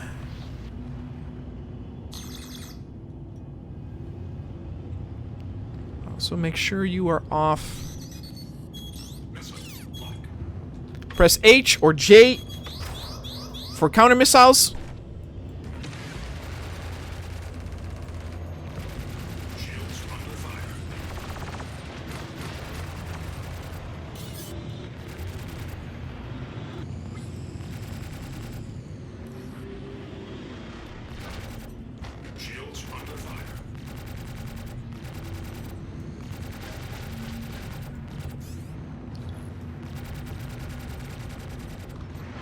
Uh-oh. What I did just now is I pressed G, and if you press G, you will actually switch to an automatic mode, and that will mean that as long as I hold the target within that dotted circle, my ship will automatically fire at it, and there we go. That is actually might be the easiest way to deal with this,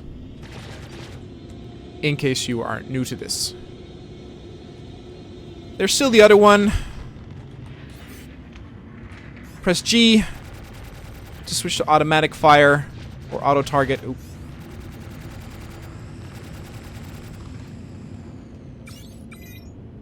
Too close for rockets. Still recharging regular weapons.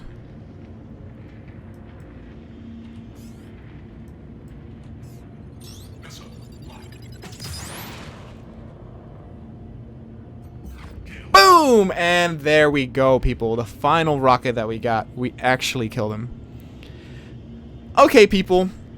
That is it for this tutorial. It has been a very long ride. If you stuck all the way through, I want to thank you very, very much for doing that. I hope I learned you some of the basics of Star Citizen and how to enjoy the game with doing various missions, how to interact with items, you know, doing fighting both first person or in space.